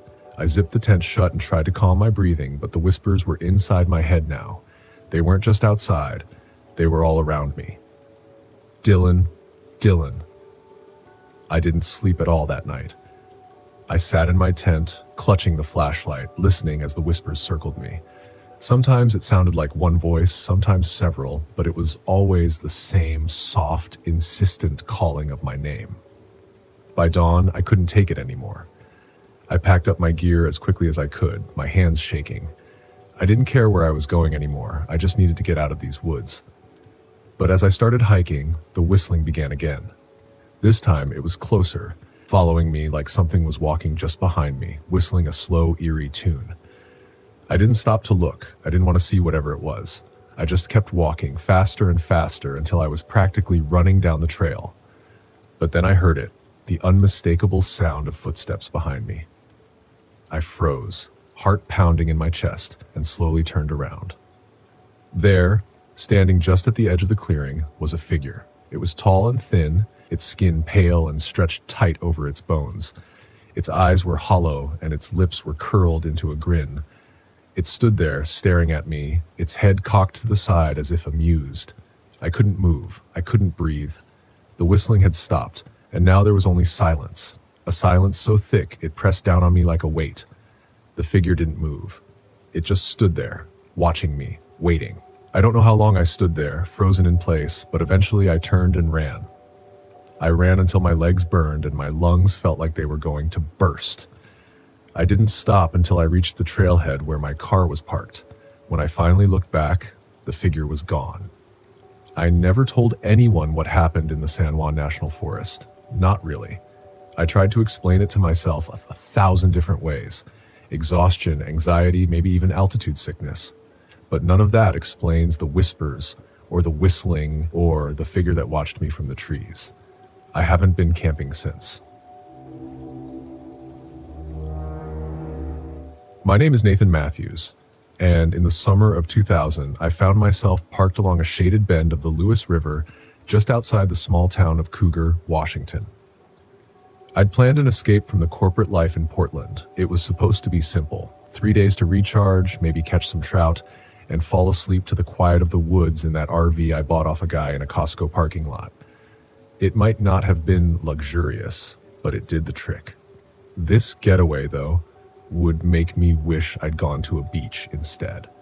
The first night was quiet enough. I made myself a lousy meal from a tin can, watched the fire die out, and sat there just listening.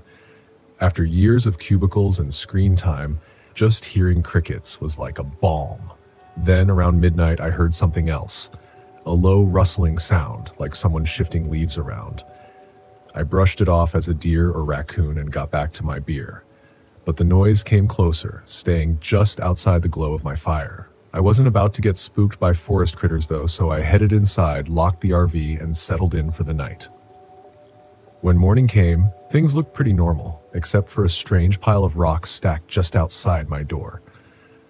I'm not talking about little pebbles, but fist-sized stones arranged in a way that felt oddly deliberate. I laughed it off, figuring some teens thought they'd mess with the clueless city guy. I kicked the rocks aside and went fishing. But when I came back a few hours later, the pile was right back there, stacked even higher. I'm not one for superstitions, but that second pile of rocks unsettled me a bit. I half expected to see some local kids running out from the bushes laughing at their prank, but there was no one. I decided to leave it alone and chalked it up to a weird forest quirk or an overactive squirrel. By sunset, though, my nerves were on edge. I tried to ignore it, but every time I looked at the door, that pile seemed bigger in my mind. The second night started much like the first, except my stomach was tight with this gnawing sense of unease. I couldn't shake the feeling that I was being watched. After dinner, I put out the fire and decided to keep the lights low inside the RV, figuring that if anyone was messing with me, I'd get a chance to catch them by surprise. That's when I saw movement in the shadows by the riverbank, just a flicker of something shifting behind the trees. I cracked open the window, listening. Silence. But then came that same leaf rustling sound, only louder this time and heavier, like footsteps trying to stay hidden. I cursed myself for not bringing anything stronger than a Swiss Army knife. I'd been too confident, or maybe just too naive, to think I'd need real protection out here. About an hour passed in tense quiet, my eyes darting between the window and the shadows outside. Then, just when I thought I was losing it, I saw him. A figure, tall, gaunt, dressed in a grimy jacket and holding something that looked like an axe. He moved slowly as if he knew exactly how to stay hidden, but wanted to make sure I'd seen him, just enough to keep me guessing. I wasn't about to play his game. I grabbed keys, planning to crank up the RV and get the hell out of there. But when I reached the driver's seat, I noticed the tires. Both front tires had been slashed. My heart pounded as I forced myself to think. He was out there, and he'd clearly planned this. I decided to turn all the lights off, lock the doors, and sit low, hoping he'd get bored and leave. The minutes crawled by and I could hear him pacing around, his heavy boots crunching against the gravel just outside. At one point he stopped and I heard a soft tapping on the window, like he was checking if I was inside. And then he started laughing. A low, guttural chuckle that sent a chill through me. The laugh was calm, like he knew he had all the time in the world and nowhere else to be. I was a city guy in an RV with slashed tires, miles from anyone who would hear me scream. I'd never felt so exposed, so helpless. Hours passed. At some point, the tapping and pacing stopped, but I was too scared to check outside. I must have drifted off because the next thing I knew, dawn was filtering through the thin RV curtains, casting a weak light on the chaos around me. My camp chairs were overturned, my fishing rod bent and snapped in two. There was mud smeared in thick lines across the windows, like he'd dragged his hands all over them, leaving these thick, dark smudges. I felt a wave of nausea hit me, but I steeled myself and opened the door. The rocks were there again, stacked up to chest height this time, right in front of the RV. But now they had something resting on top of them. A rusty old hatchet with dark stains on the blade. The sight of it made my stomach churn. Whoever he was, he wanted me to know he wasn't just playing around anymore. I stumbled back into the RV, my mind racing. I had to get out of there, even if it meant trekking through the woods to find help.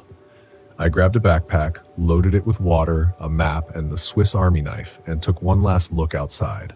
The morning was still and eerily quiet, like the forest itself was holding its breath. As I stepped out, something caught my eye. A scrap of cloth snagged on a nearby branch.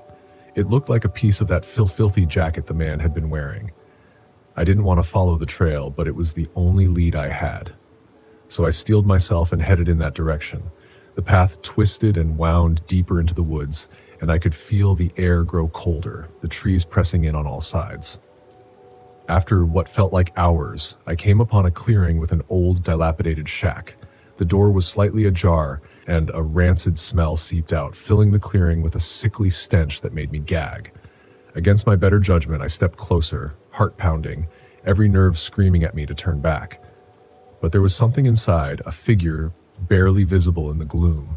It was him, sitting on a rickety chair, cradling something in his lap, a cracked, worn journal.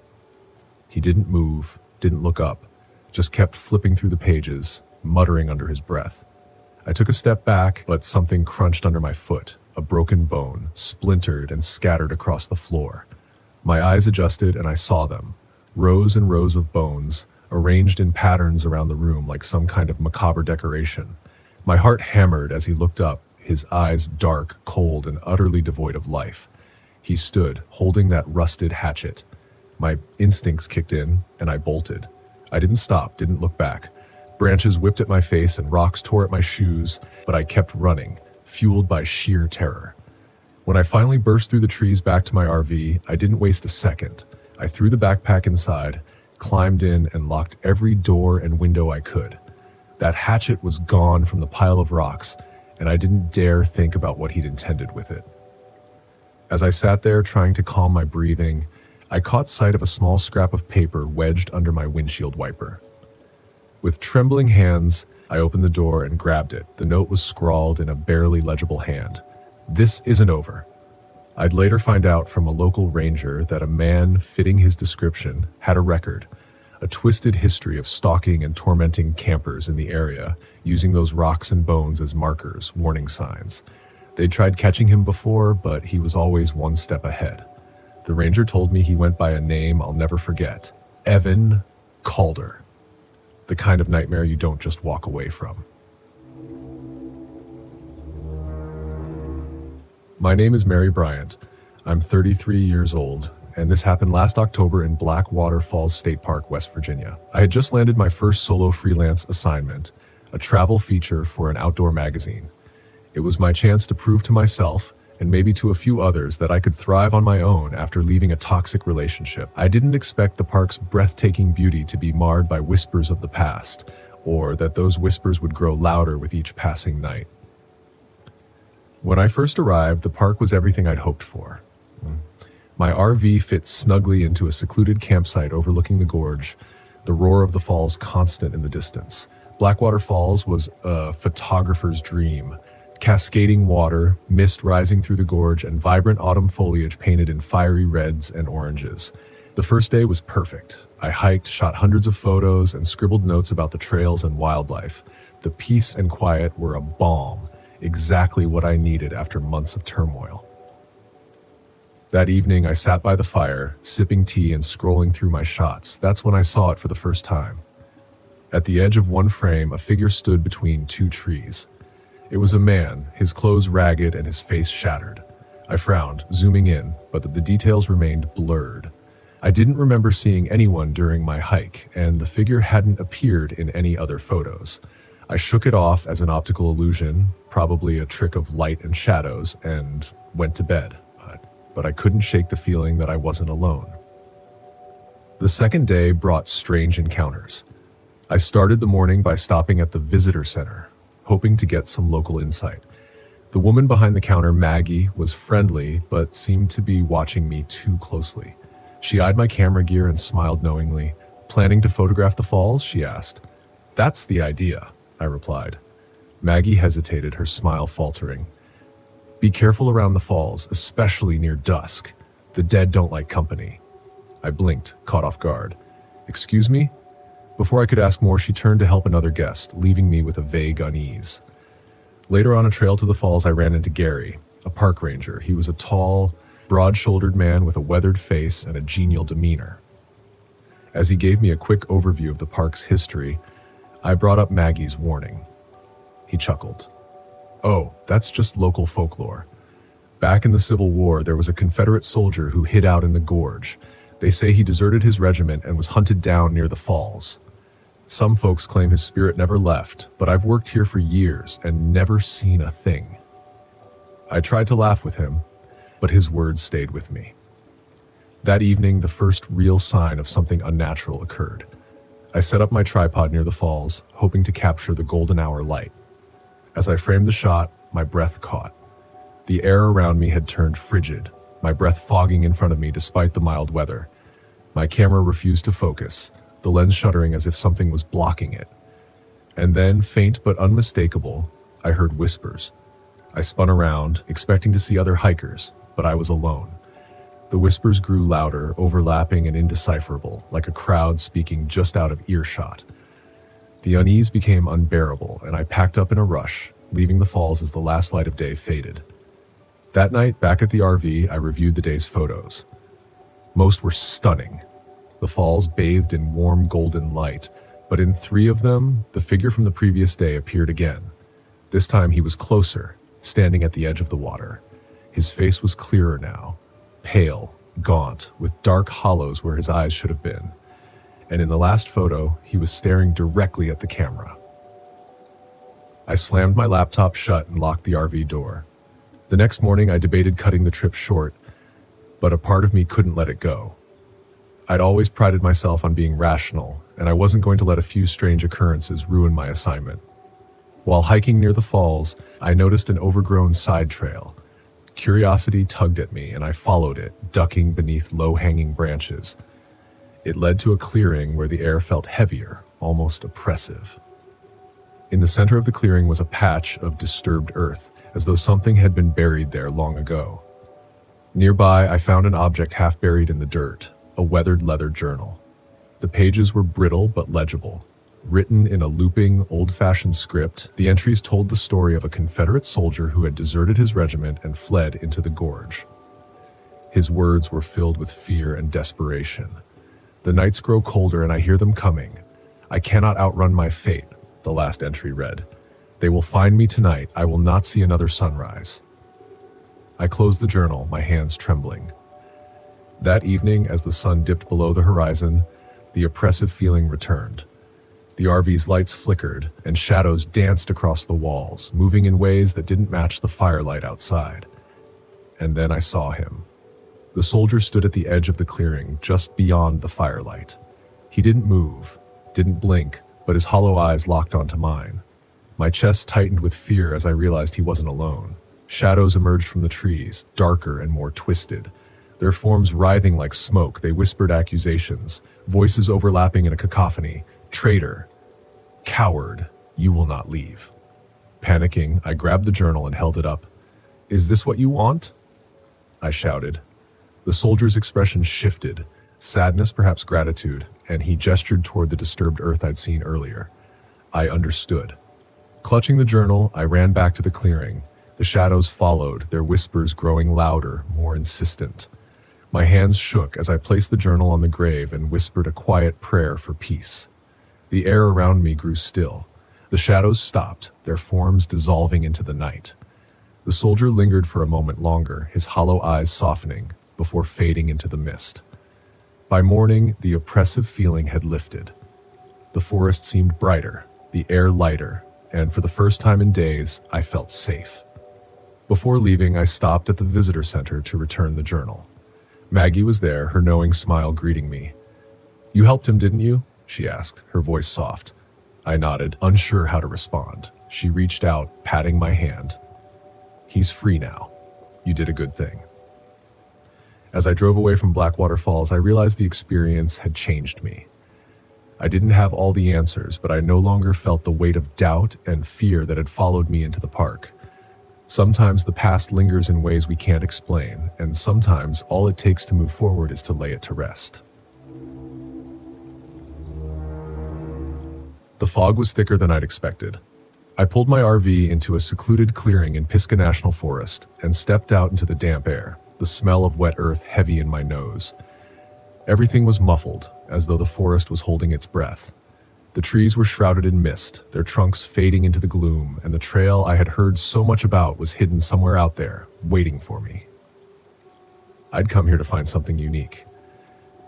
My vlog had been stagnating, and I needed a fresh angle. A fellow hiker had mentioned an unmarked trail, a path that didn't appear on any maps, one that locals said disappeared and reappeared as though it had a life of its own. Perfect. If I could document it and film the mystery, my audience would eat it up. I grabbed my camera and set it up, filming a quick introduction. Hey everyone, it's Nate here, and I'm in the middle of the misty Pisgah National Forest, about to track down the infamous Vanishing Trail. Legend says this path comes and goes, and people who wander too far down it don't come back. Let's see if that's true. I packed up my gear and set off into the fog. The forest was silent, the only sound my boots crunching on the damp leaves. I had a GPS in my pocket, just in case, but I didn't plan to use it unless things got really bad. I wanted to go off the grid, find this mysterious trail, and see if there was anything to the rumors. I'd always been a skeptic. Ghost stories and folklore were fun to tell around a campfire, but not much else. As I walked, the fog thickened, swallowing the trees. It clung to my skin, cold and heavy. It wasn't long before I found the first strange marker, a stone slab jutting from the ground, its surface covered in symbols, strange spiraling shapes that didn't look like any language I knew. I filmed it, talking into the camera as I described the find. This looks like something from an old burial ground, but there's no mention of this on any maps. Really makes you wonder what else is out here, hidden beneath the fog. I kept moving, the trees closing in tighter. The trail I was following became fainter, more overgrown, and soon it was little more than a game trail, barely wide enough to follow.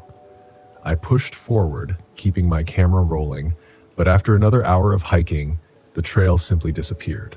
One moment there had been a clear path, and now it was gone, swallowed by the forest. The mist curled around the trees, thick and almost suffocating, but I was certain I'd been on the right trail. I checked my GPS, but the signal flickered weakly. The screen showed that I was in the middle of nowhere. No path, no landmarks, just a blank screen with a blinking dot.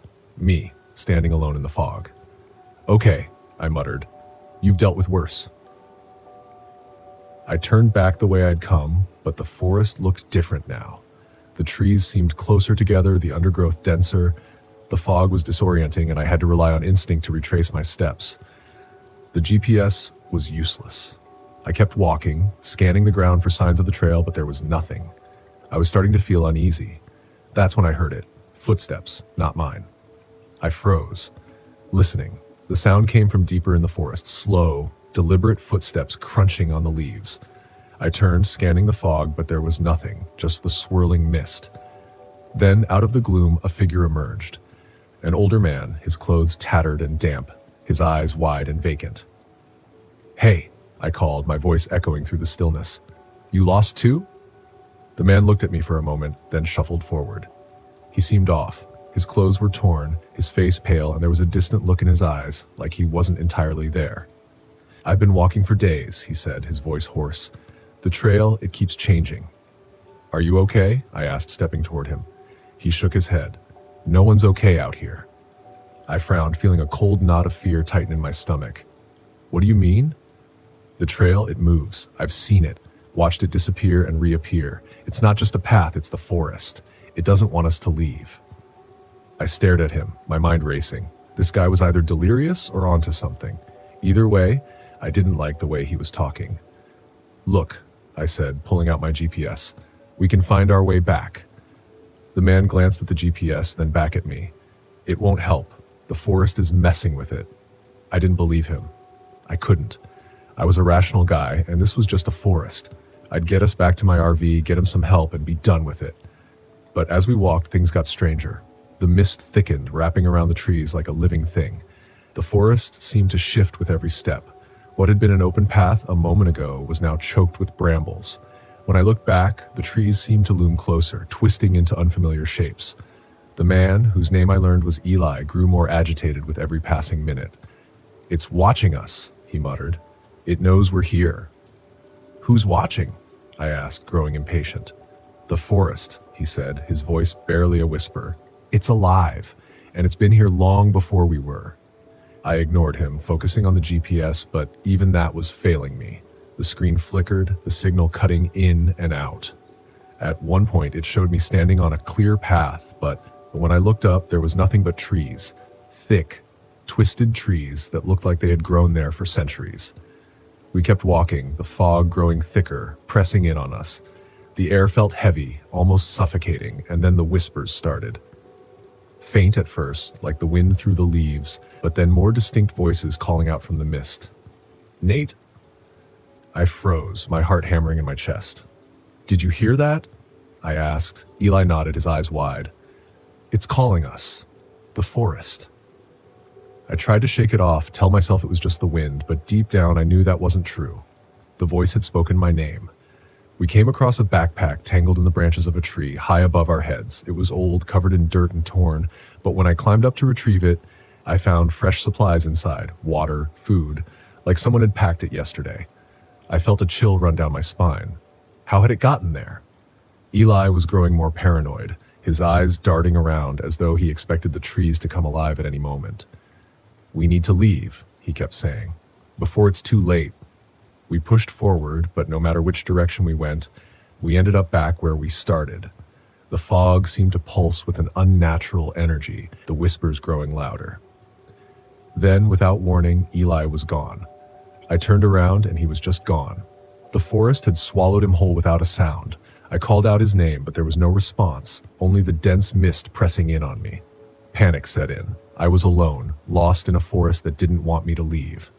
The GPS was useless and my camera was flickering, showing distorted footage of things I hadn't seen.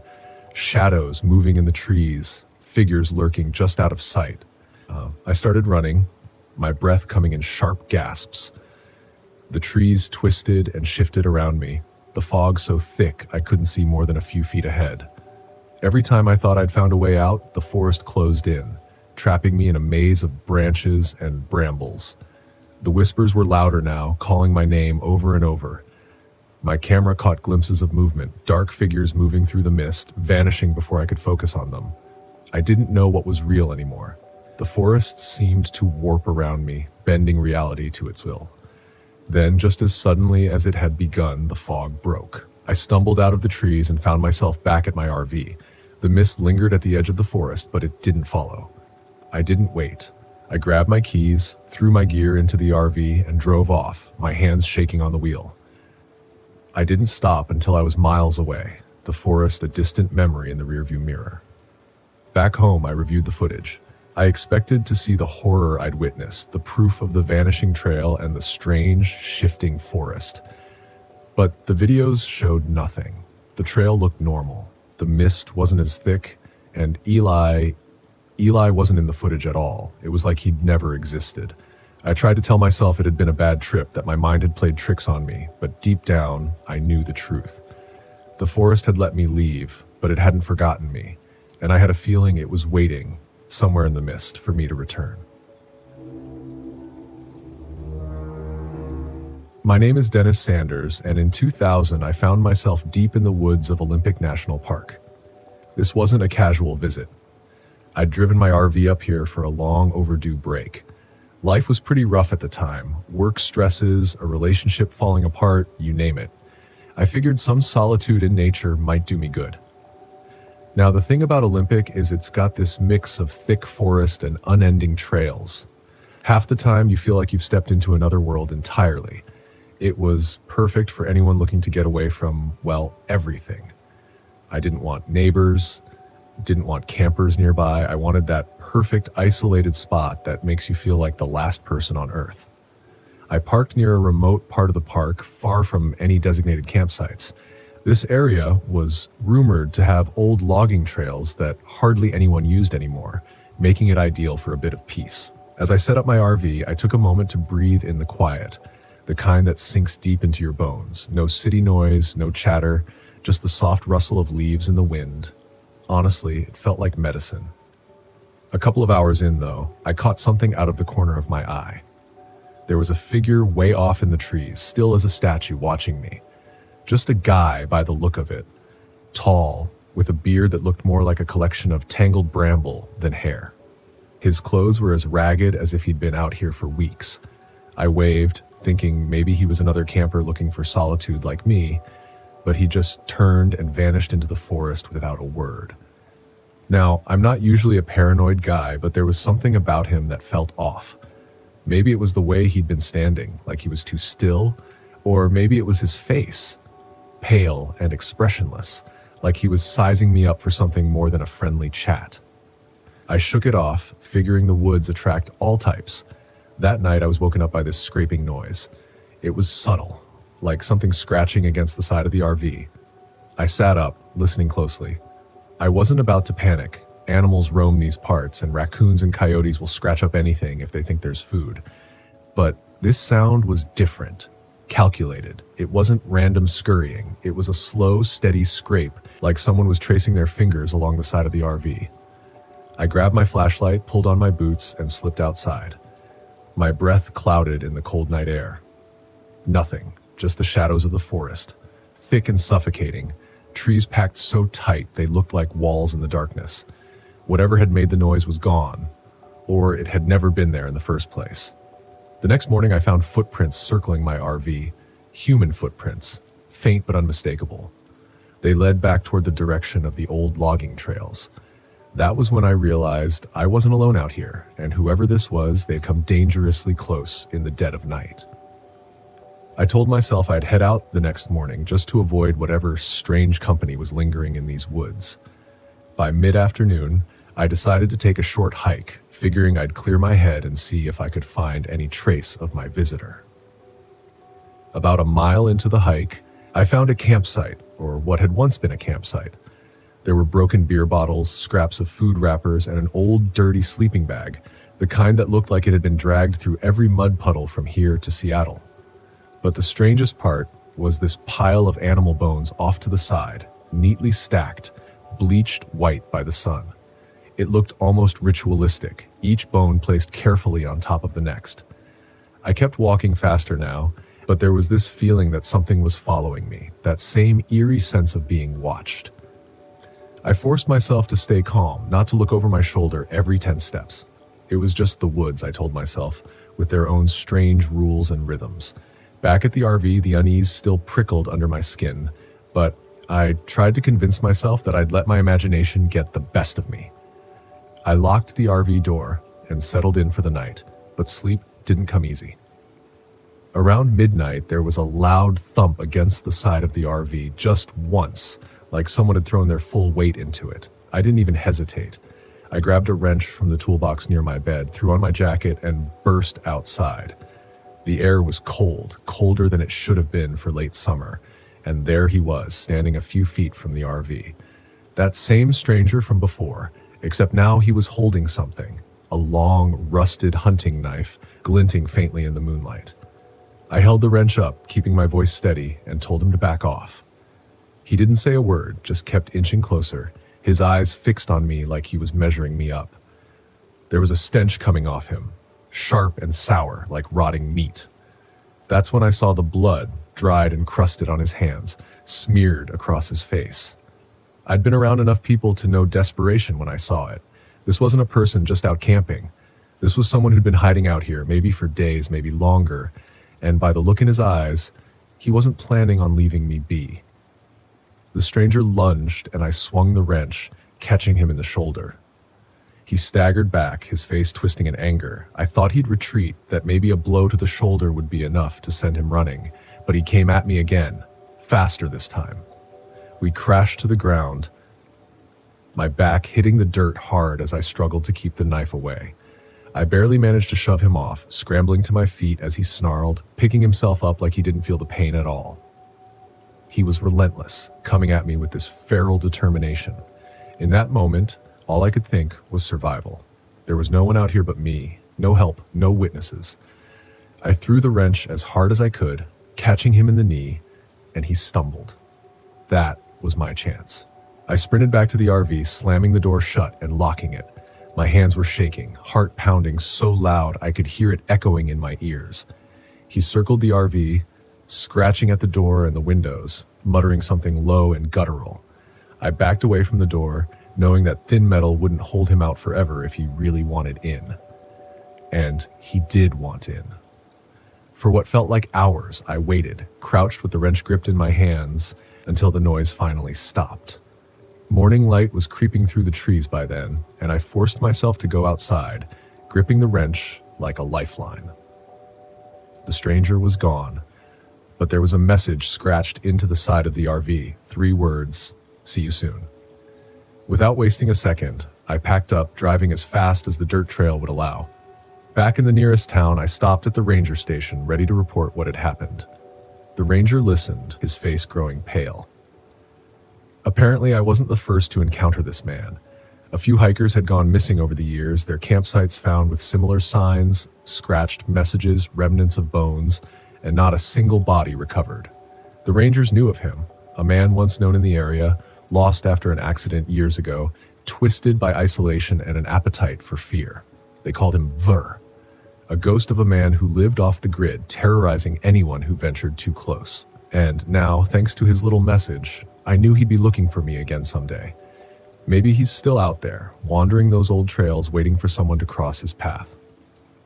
And as I pulled away from that station, I couldn't shake the feeling that one day I'd see that face again, staring back at me through the trees. I thought the desert would heal me. Red Rock Canyon was supposed to be a place to clear my head, to sit in silence and let the vast empty land take away the chaos of the last few months. I'd lost everything, my wife, my job, and I needed something, anything, to remind me there was still some peace left in the world. Instead, it felt like I'd driven into a nightmare.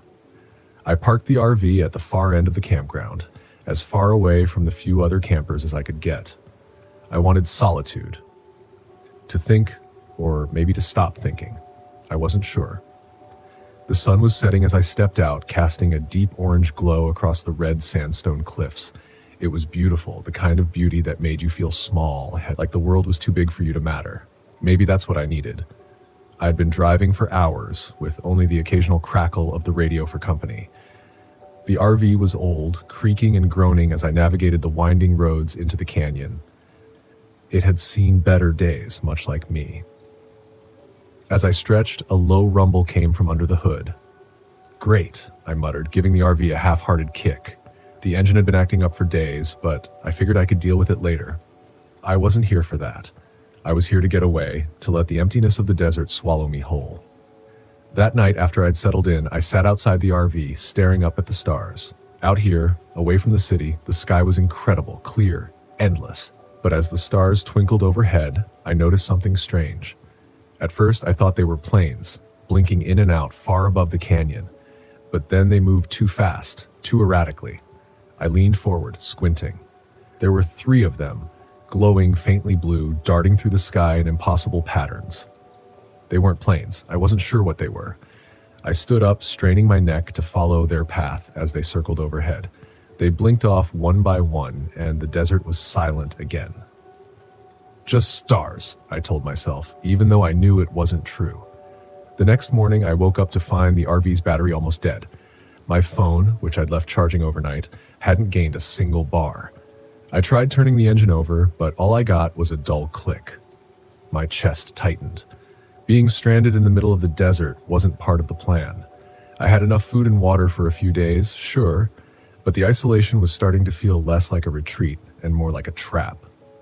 Milo's RV was parked a few spots down, his beat-up rig sitting in the shade of a large rock formation. He waved me over as I stepped out of mine, a wide grin on his sunburned face. "Morning," he called. "Beautiful day, huh?" I forced a smile. "Yeah, sure. Hey, you wouldn't happen to have jumper cables, would you?" Milo scratched his scruffy chin, then shook his head. "Sorry, friend, but I can give you a ride into town later if you need help. It's not too far." I thanked him, but something about Milo unsettled me. Maybe it was how relaxed he seemed, like this place wasn't bothering him at all. As I stood there, he tilted his head toward the canyon walls. "You see the lights last night?" he asked. I froze. "Yeah, what were they?" He shrugged, like it was nothing. "Oh, those things. People talk about them all the time. Could be military, could be something else. No one really knows, but they've been around as long as I've been camping out here." I laughed nervously. "Something else, huh?" Milo smiled, but it didn't reach his eyes. "People say they're not from this world. I don't know about that, but sometimes they follow you. Just don't go too far out at night, and you'll be fine." I forced another laugh, but my stomach churned. Milo's tone was too casual, too accepting. I thanked him again and went back to my RV, trying to shake off the feeling that I was missing something important. The day dragged on, the heat baking the ground beneath my feet. I spent the afternoon hiking a short trail near the campground, trying to clear my head, but the vast emptiness only made me feel more alone. I kept thinking about the lights, about how they'd moved, how they seemed to watch me. That night, they returned. I was sitting outside again, nursing a warm beer and staring at the sky when I saw them. 3 faint blue lights hovering over the canyon. This time, they were closer, too close. They flickered almost playfully, darting back and forth like they were searching for something. I stood up, my heart pounding. It didn't make sense. Nothing about this place made sense. I backed toward the RV, never taking my eyes off the lights, but as I reached for the door, the lights blinked out. Gone, just like that. A cold breeze swept through the canyon, and I shivered. It was too quiet. No wind, no insects, nothing. Just the dead, suffocating silence of the desert. Then the RV lights flickered once, twice, and went dark. My chest tightened as I stumbled into the RV, fumbling for the flashlight. I clicked it on, but the beam was weak, barely cutting through the darkness. The electrical panel was dead, and my phone wouldn't turn on. Every piece of technology I had was failing, and I had no idea why. A sudden knock on the door made me jump. "Chris." It was Emily, the hiker I'd met earlier that day. She'd pitched her tent nearby, planning to stay for a few nights before heading out. I opened the door, trying to hide my panic. "Yeah, just some electrical issues," I said, forcing a smile. "Everything's dead. I'm guessing the battery's shot." Emily frowned, glancing back at her tent. "That's weird. My phone's dead too, and my flashlight keeps flickering." Her voice was calm, but I could see the worry in her eyes. She felt it too, the strangeness in the air, the weight of the silence. She stepped closer, her voice dropping to a whisper. "Do you think it's the lights? Milo told me about them earlier, said people disappear sometimes." I swallowed hard, trying to keep my breathing steady. "Disappear?" Emily nodded, her gaze drifting toward the canyon. "Yeah, it's mostly stories, but he seemed pretty convinced." For a moment, neither of us spoke. The air felt thick, heavy, like the desert was closing in on us. I wasn't sure if I believed in Milo's campfire tales, but the lights, they were real, and they weren't natural. "We should get out of here," Emily said, breaking the silence. "I don't like this." "I can't," I replied. "My RV won't start." She hesitated, then nodded. "Mine either. I tried earlier, but it's completely dead." We stood there, staring at each other, the weight of the situation sinking in. Something was wrong with this place. The lights weren't just an oddity. They were doing something affecting everything around us, and we were stuck miles from any help. "We'll wait till morning," I said, trying to sound confident. "Maybe it's just a temporary glitch. We'll figure it out." Emily didn't look convinced, but she nodded and headed back to her tent. I locked the RV door behind her, though I wasn't sure what good it would do. That night, I barely slept. The silence was oppressive, like a blanket wrapped too tight around me. Every creak of the RV, every gust of wind made my heart race. I kept waiting for the lights to come back, to hover outside my window, but they didn't. Instead, I woke up sometime in the early hours, drenched in sweat, my head pounding. I sat up, blinking in the darkness. Something was wrong. I glanced at my watch. It was 4 a.m., but that didn't make sense. I checked the time just moments ago, and it had been midnight. Where had the hours gone? I stumbled outside, feeling disoriented. The air was cooler now, the desert's chill settling in. The stars were out, but there was no sign of the lights. My mind was foggy, like I'd been dreaming. But the dust on my boots told me I'd been walking. But where? And why? Panic surged through me. I couldn't remember. Hours were missing, and I had no idea what had happened. The lights were playing with us, toying with our sense of reality. I ran toward Emily's tent, calling her name, but when I got there, she was gone. Her tent was empty, her pack still there, but she was nowhere to be found. "Emily!" I shouted, my voice echoing off the canyon walls. Nothing. The only sound was the wind. I backed away, my heart hammering in my chest. This wasn't real. It couldn't be. But the lights, the missing time, it all pointed to one terrifying conclusion. We weren't alone. I sprinted back to my RV, slamming the door behind me, and tried the engine again. To my shock, it roared to life. The headlights flickered on. I didn't hesitate. I jammed the gear shift into drive and tore out of the campsite, gravel kicking up behind me as I sped down the winding canyon road. I glanced in the rearview mirror for just a second. I saw them, the blue lights hovering in the distance, watching me leave. I didn't stop driving until I hit the outskirts of Las Vegas. The neon lights of the city felt like a lifeline. But even then, as I pulled into a gas station, my hands shaking, I couldn't shake the feeling that the lights were still out there, waiting. And I wasn't sure if I'd really escaped at all.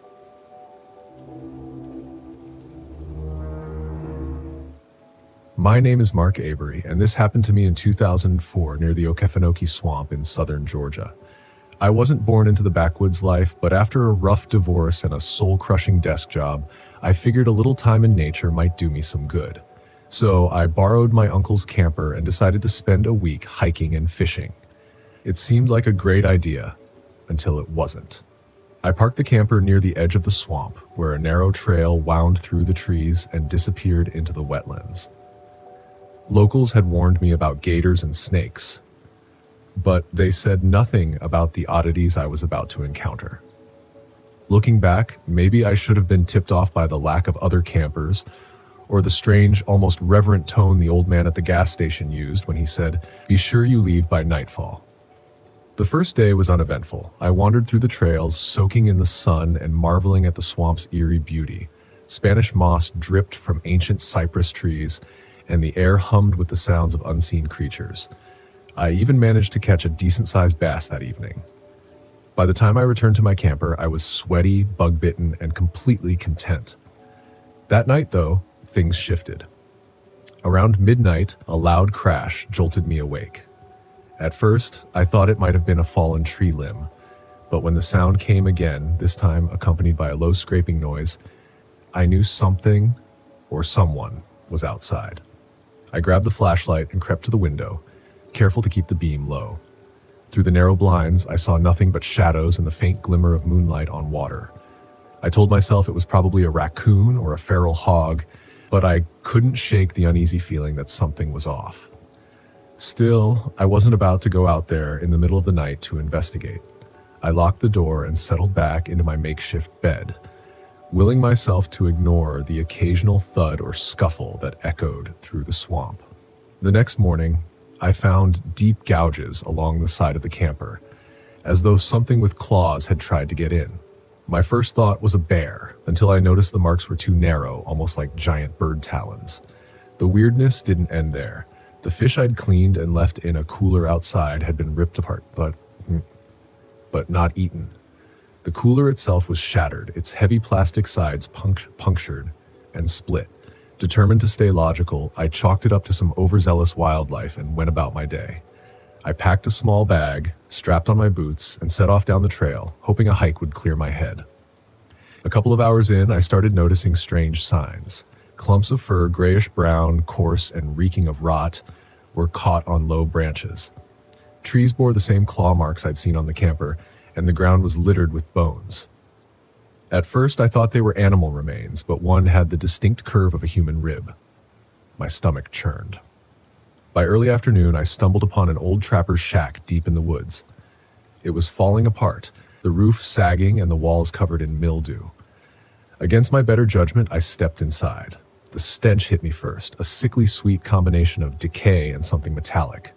Scattered across the floor were bones, some clearly animal, others unnervingly human-like. A notebook lay on the table, its pages stained and warped. The scrawled handwriting was barely legible, but one entry stood out. "It comes at night. It watches. Don't make noise." That was enough for me. I bolted from the shack, retracing my steps back toward the camper. Every rustle of leaves or snap of a twig had me spinning around, flashlight in hand. Even though the sun still hung in the sky, by the time I reached the camper, my nerves were shot. Night came quickly, and I found myself double-checking every lock and boarding up the windows with whatever I could find. Around midnight, the noises began again. This time, there was no mistaking the deliberate crunch of footsteps outside. Then came the scratching, long, deliberate strokes against the camper's walls, moving from one end to the other. My breathing grew shallow as I peeked through a gap in the blinds. At first, all I saw was darkness, but then a massive shape moved into view. It was hunched and gaunt, its limbs impossibly long and thin. The skin was a mottled gray, stretched tight over prominent bones, and its head was an almost avian shape with a beak-like protrusion. It reminded me of a heron, but grotesquely exaggerated, like something dredged from a nightmare. I froze, flashlight clutched in my hand as the thing's head turned sharply in my direction. Its movements were jerky, unnatural, and when it stepped closer, I saw that its legs ended not in feet, but in curved talons that left deep impressions in the dirt. The scratching turned into pounding, and the walls of the camper began to buckle. Panicked, I grabbed my uncle's shotgun from under the bed.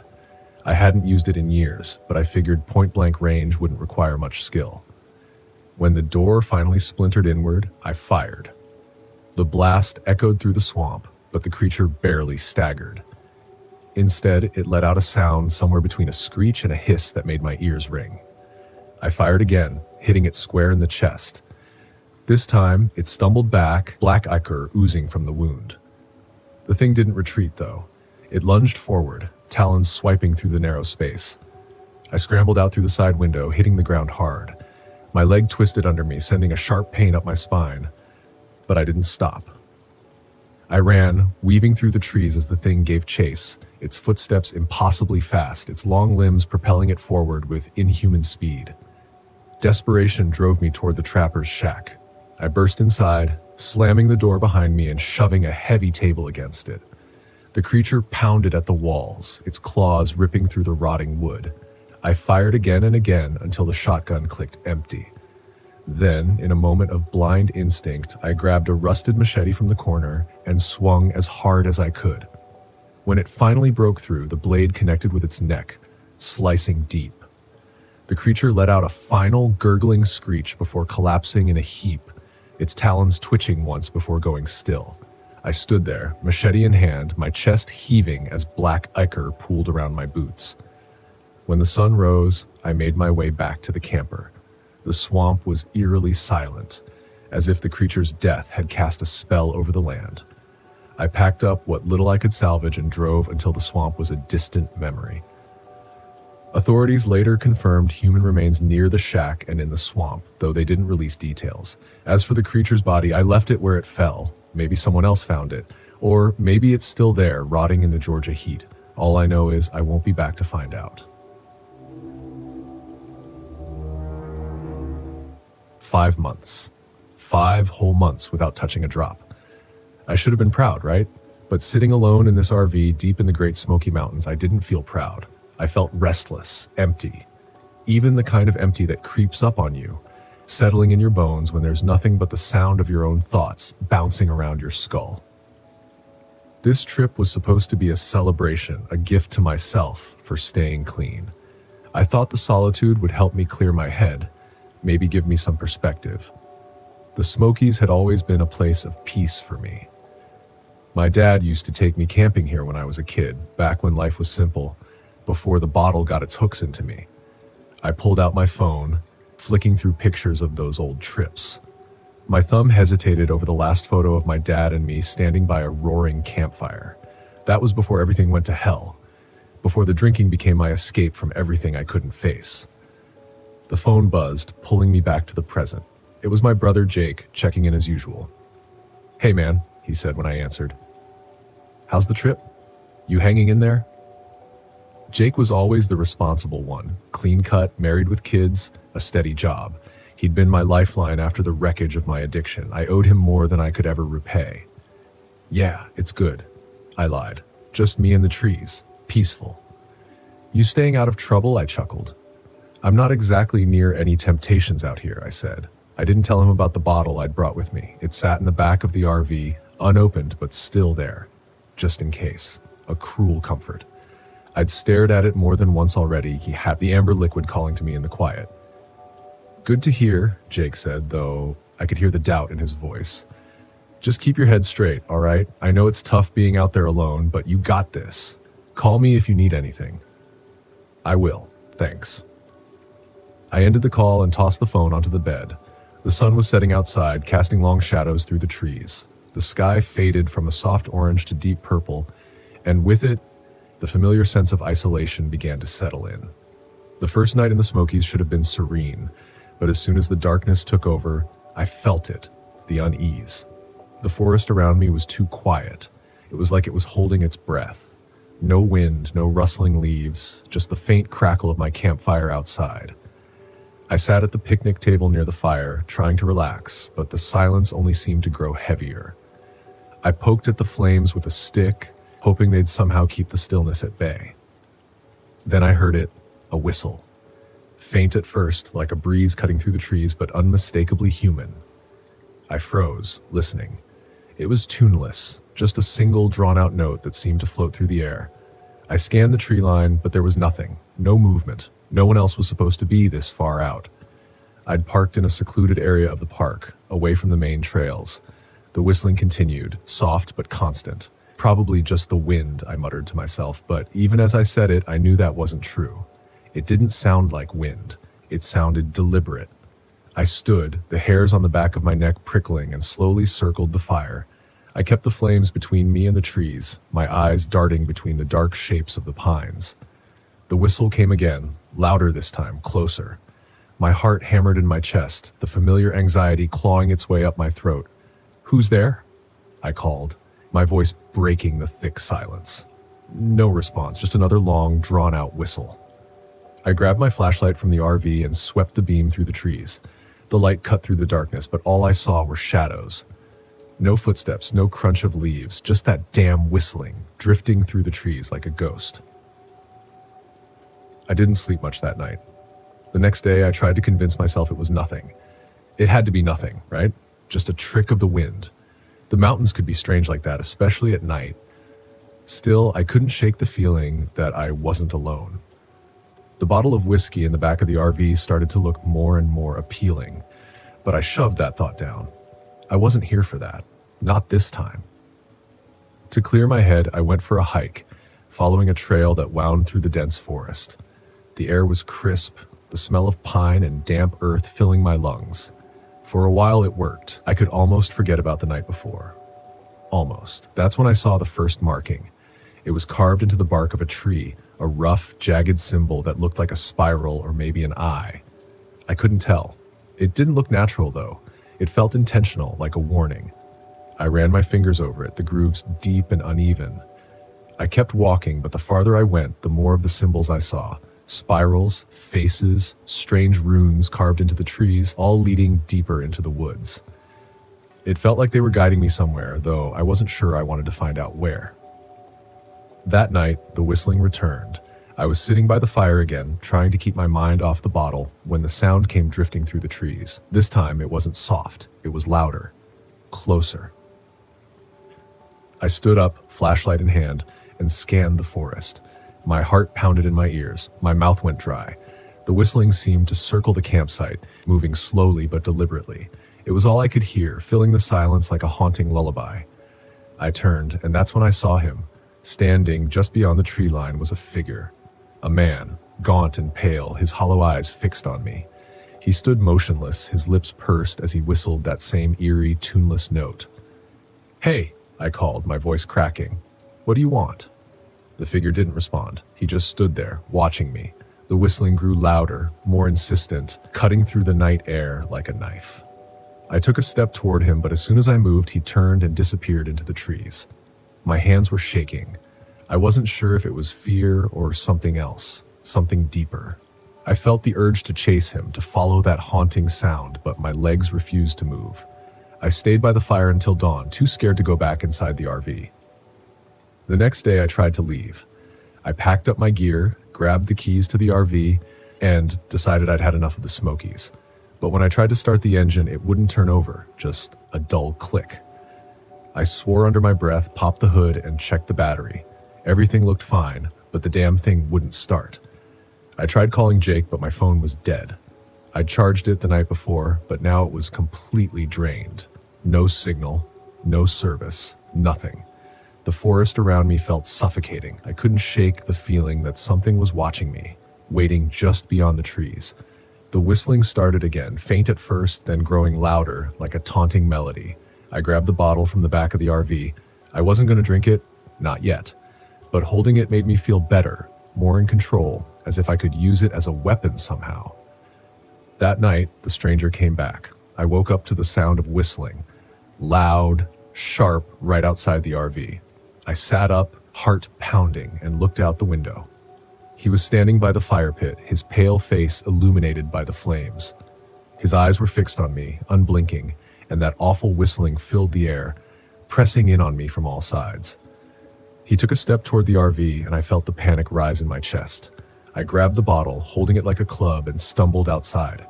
The air was freezing, my breath coming in ragged gasps. The whistling pierced through my skull, making it hard to think. I raised the bottle, ready to throw it, but then something stopped me. For the first time in days, I heard something else. A voice, faint but real. Jake's voice. "Nick, don't do it." I blinked, shaking my head. The stranger was gone. The whistling had stopped, and there, in the silence, I realized what I'd been about to do. The bottle slipped from my hands and shattered on the ground. I dropped to my knees, gasping for air, the weight of everything crashing down on me. The whistling was gone, but the fear, the isolation, it wasn't something I could run from. Not out here, not anywhere. When the sun rose, I tried the RV again. This time it started. I drove out of the Smokies that morning, not looking back. The whistling stayed behind, lost in the trees, but the memory of it, the temptation, would stay with me. 6 months sober. But this trip taught me something I hadn't been ready to face. Some demons don't live in bottles. They live in the silence, in the spaces we create for ourselves when we're trying to hide from the world. My name's Jack Bennett, and this whole thing went down back in 2019 when I was camping out in Badlands National Park, South Dakota.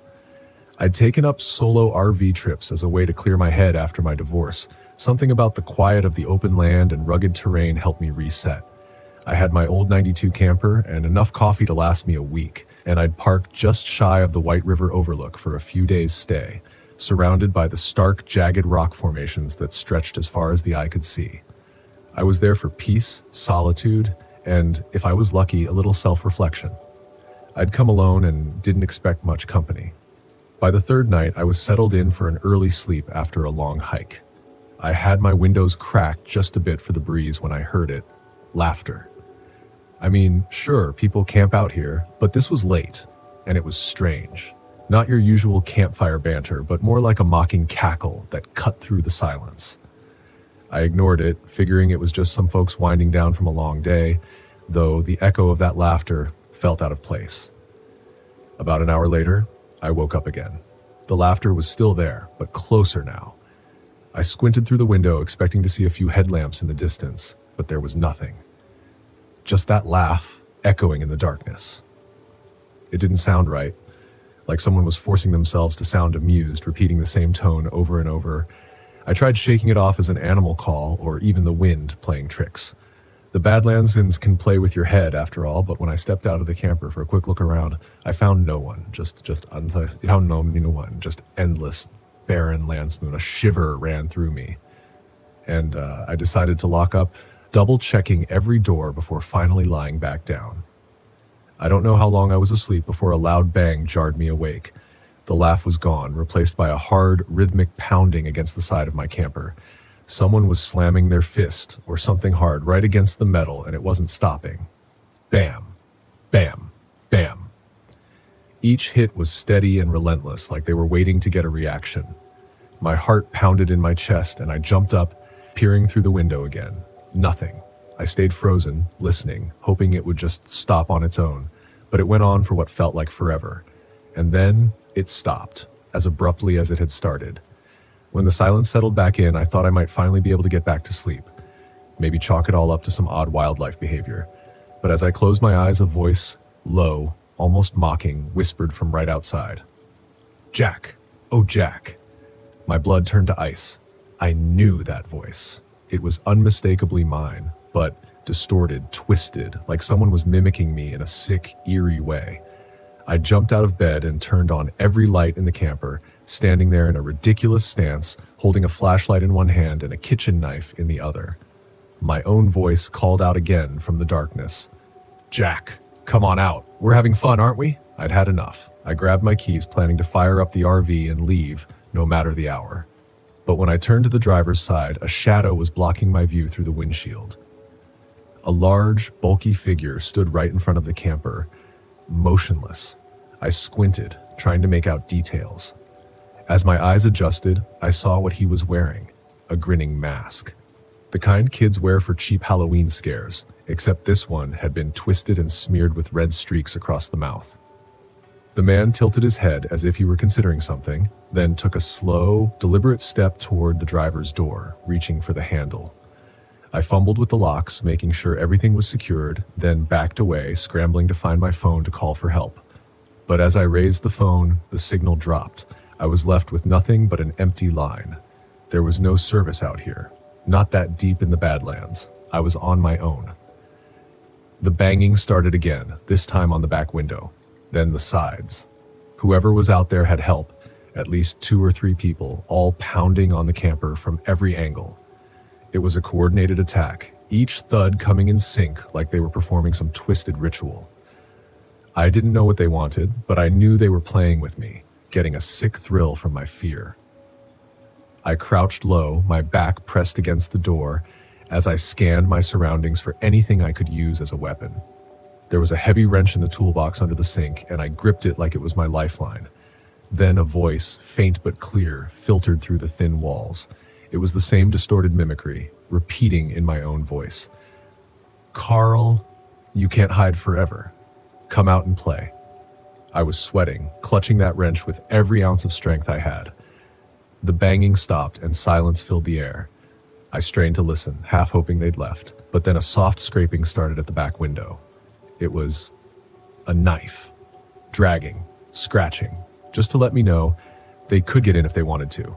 It felt like hours passed with nothing but that slow, taunting scrape filling the air. Finally, I heard footsteps retreating, fading into the distance. But I didn't dare move. I waited, huddled in the dark for what felt like an eternity until the sun began to rise, spilling light over the Badlands. The pounding was gone, but as I stepped outside, I saw something on the ground near my camper. A torn piece of cloth, and smeared on the door was a single handprint, red and sticky. I tried to rationalize it, convincing myself it was just a prank, but that handprint told me otherwise. I decided to pack up and head to the nearest ranger station to report what had happened. I couldn't shake the feeling that someone was watching me as I drove down the desolate, winding road back towards civilization. When I finally reached the ranger station, I told the park rangers everything. One of them, an older man with a hardened expression, just nodded, but he didn't look surprised. He said, "You're not the first, Every now and then, campers report strange things out there, things they can't explain. He went on to tell me about a man who used to roam the Badlands years ago, an escapee from some psychiatric facility nearby. They never caught him, but people said he had a habit of showing up in campsites, mimicking voices, playing with his prey, before vanishing into the night. Maybe he's just a myth, the ranger said, but a lot of folks have seen things they can't explain. If I were you, I'd stick to more populated areas. As I left the station, the ranger's words stuck with me, and later, when I returned to my camper to finally inspect the red handprint, I realized it wasn't paint. The smell was unmistakable. With one last glance back at the Badlands, I couldn't shake the feeling that somewhere out there, he was still watching. Still waiting. For the next camper unlucky enough to stumble into his territory. My name's Brian Gibson. Back in 2012, I was working for the National Missing and Unidentified Persons System, NamUs, dealing with one of the oddest cases that had ever crossed my desk, and I'd been at this for almost a decade by then. I thought I'd seen it all until I landed in a remote corner of the Catskill Mountains to look into a case that just kept getting stranger the deeper I went. The details came in rough. Somewhere outside the nearest town of Rosendale, there were reports of 2 campers gone missing, friends, no family connection. Both locals from downstate who had decided to do a weekend trip out of the city. Typical enough, really, until you hit the next part. According to the county sheriff's report, another camper, a guy named Joey Kessler, found their campsite abandoned. Sleeping bags, supplies, tents, still up. He claimed he'd heard something wrong out there, but nothing clear enough to explain what happened to those 2. The way he described it to the deputies sounded like your basic, they just took off situation, so they didn't dig too deep until he finally got pushy enough. Now, normally I'd handle cases like these from a distance. Paperwork, missing persons reports, coordinates for search teams. But something in the initial report bothered me. Joey had been pretty insistent that there was something wrong out there, something he couldn't quite explain. It was vague enough that I chalked it up to his imagination until he described the last thing he'd seen. Footprints. Deep, like someone had just stomped all over the campsite. And then he added, they weren't exactly human either. Curiosity got the better of me. A drive out there, 2 hours from the closest hotel, wasn't too much to ask for a first-hand look. Besides, after staring at paperwork for so long, you start to wonder if you've lost your edge. The sheriff, Grant Winslow, picked me up from the edge of town. He was as haggard and resigned as you'd expect out here. One of those old-timers who didn't see much difference between city folk and the critters running around his forests. He was smoking on the ride, clearly irritated to have another federal type poking around in his woods. Brian, right? He asked, glancing over with a kind of squint. Don't see why they sent you all the way out here. Boys go missing all the time around these parts. Maybe, I said, but Joey Kessler seemed pretty shaken up, don't you think? Joey's always shaken up over something, Grant grunted, tossing his cigarette butt out the window. But yeah, his story this time is a bit odd. So you do what you gotta do. But I tell you, once you set foot in that spot, you'll see there's nothing out of the ordinary. It's a forest. Forests are strange. People just don't belong here. I let the silence settle as we drove the next 30 minutes up into the hills, all the way to the start of a rough trail that would lead us to the campsite. Grant parked the truck and gestured toward the trail. All right. This way, unless you've got your own map, he said, already heading up. I'll take the lead, I replied, trying not to let him see that I was itching to get a better look at whatever had spooked Joey. I wasn't a fan of unexplainable things, but I'd come across enough bizarre scenes in my work to know when to trust my gut. And my gut was telling me there was more here than a standard missing persons case. The trail was quiet, almost unnervingly so. The usual chirps, rustles, even the sound of the wind seemed muffled, like the forest itself was holding its breath. Grant seemed to notice too, but he waved it off, grumbling about city types who didn't get how quiet real wilderness could be. I might have let it go if it wasn't for a smell that hit me halfway down the trail. It was faint but unmistakable, something rotten, pungent. I slowed, glancing around for any sign of wildlife or a carcass, but the area looked undisturbed. "Smell that?" I asked Grant, hoping he'd confirm it was just some dead animal. "Dead critter, probably," he muttered. "Let's keep moving. It'll pass." But it didn't pass. If anything, it got stronger as we approached the clearing. And then, after another 100 yards, we found the campsite. The first thing that struck me was how untouched it looked. It was like a frozen snapshot. Everything as it should have been, except for the absolute silence and a lingering chill that felt unnatural.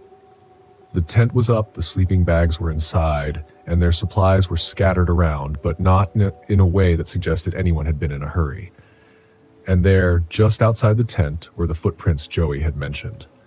They weren't just footprints. They were deep impressions, larger than any I'd ever seen. Grant crouched down, poking at one with the end of his flashlight. "Hiker with big boots, I'm telling you," he said. But he didn't look convinced.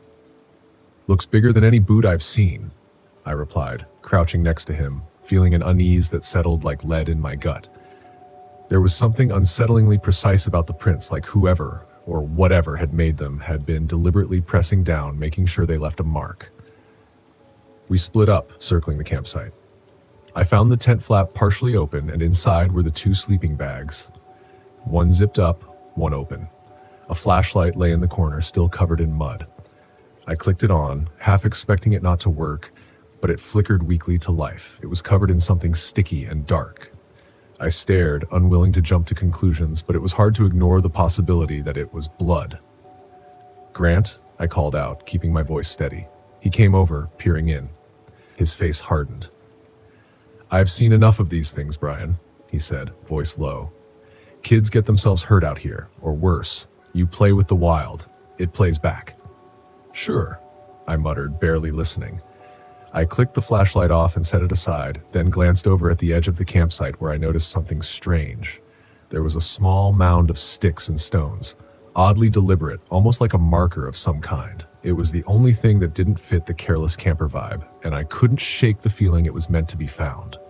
Kneeling down, I reached out, intending to brush the mound aside, but Grant grabbed my wrist. "Don't," he said, his grip surprisingly firm. "Look, whatever they were doing here, it's done now. No need to mess with it." I looked at him, surprised by his intensity, but I let it go.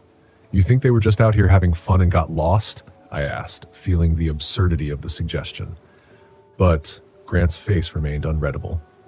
He shrugged and muttered, "People come out here and sometimes they don't come back. Simple as that." Something about his tone sent a chill through me. This wasn't the first case like this he'd seen. Of that I was certain. We spent another hour scouring the campsite, finding only more bizarre details. 2 water bottles, both half empty, abandoned clothes, neatly folded but stashed under rocks, and a compass that didn't point north. By the time the sun began its descent, Grant was getting antsy, insisting we head back. But my gut told me I couldn't just leave. I didn't know what it was, but I felt like I was standing on the edge of something far darker than any routine missing persons case. "Stay back," I told him, my voice edged with a resolve I hadn't intended. He looked at me, puzzled, but stayed quiet as I took a few steps toward the mound. It felt like the temperature dropped. My breaths came out in visible puffs. Grant's face shifted. He was scared. I could tell. But I ignored him, reaching out to brush aside the sticks and stones. And then I found it. A crude symbol scratched into the ground beneath the mound. It was simple but unsettling. 2 interlocking circles with a slash through the center. I'd never seen anything like it, but it felt ancient, wrong. I snapped a photo, then turned to Grant. "Have you seen this before?" He shook his head, but there was a hesitation that told me he wasn't being honest.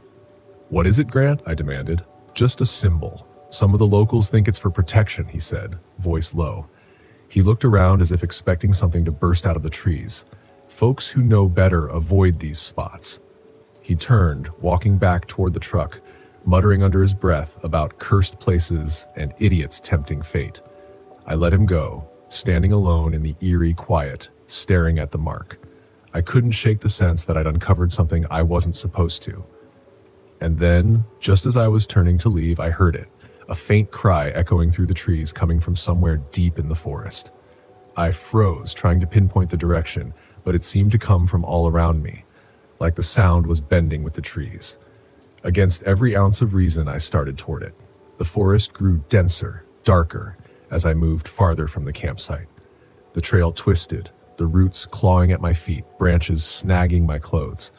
And then, just ahead, I spotted something, a tattered piece of fabric caught on a branch. It looked like it had been there for weeks. I grabbed it, feeling the coarse fabric under my fingers. But before I could inspect it closer, the cry came again, this time louder, more urgent. I took off running, pushing through the undergrowth, the smell of decay growing stronger. I stumbled into a clearing, and that's when I saw them. The two missing campers, or what was left of them, lay sprawled across the ground, their bodies mangled and half buried in the dirt. I choked back a gasp, realizing too late that I wasn't alone. A figure stood on the far side of the clearing, half hidden in shadow. Tall, gaunt, dressed in a makeshift robe pieced together from scraps of cloth. His face was obscured by a hood, but I could feel his gaze piercing through me, cold and calculating, looking for something. His voice was a rasp, low and cruel. "They wanted to know the secrets of this place," he said, stepping closer. "But some things aren't meant for the curious." In a flash, he lunged, his hand grabbing for something in his robe. I didn't wait to find out what. I turned and bolted, crashing through the forest, heart pounding, lungs burning. I could hear him behind me, his footsteps fast, relentless. But just as he closed in, I spotted the faint glow of Grant's truck up ahead. I stumbled out of the woods, practically throwing myself against the side of the vehicle, pounding on the door. Grant flung it open, eyes wide. "What the hell?" "Go. Go. Now." He didn't hesitate, slamming his foot on the gas, the truck lurching forward as we sped down the mountain road. I didn't look back, didn't breathe until the forest was a distant blur. Grant drove me back to town without a word. When we finally stopped, I turned to him, my voice hoarse. "That symbol. What does it mean?" He hesitated, his gaze dark. "They call it the mark of the seeker. Those who wear it, they aren't like you or me. They're not bound by the same rules." I nodded, feeling the weight of his words settle over me. I'd come out here looking for answers, and all I'd found was a darkness I couldn't explain. The next day, the sheriff's office found nothing at the campsite. The bodies were gone, the symbol erased like it had never been there. But I knew what I'd seen, and somehow I knew I'd barely scratched the surface of whatever secret lay hidden in those woods. I've always loved the quiet. That's the real reason I camp alone and hike alone. It's not about proving anything to anyone. It's about the silence. The kind of silence that presses against you like a weight, smoothing out the chaos of everyday life. Out here, far from deadlines and the blaring traffic, I can hear my own thoughts. But it's a fragile thing, the peace that the wilderness offers. I've learned that the quiet can also play tricks on you, turn on you. That's what happened to me in the San Juan National Forest. I'd been camping alone plenty of times before, but this trip was different. I still have trouble putting it into words. All I know is that the silence stopped being my friend somewhere on the second day. I'd planned to be out there for 4 days, just long enough to clear my head and reset.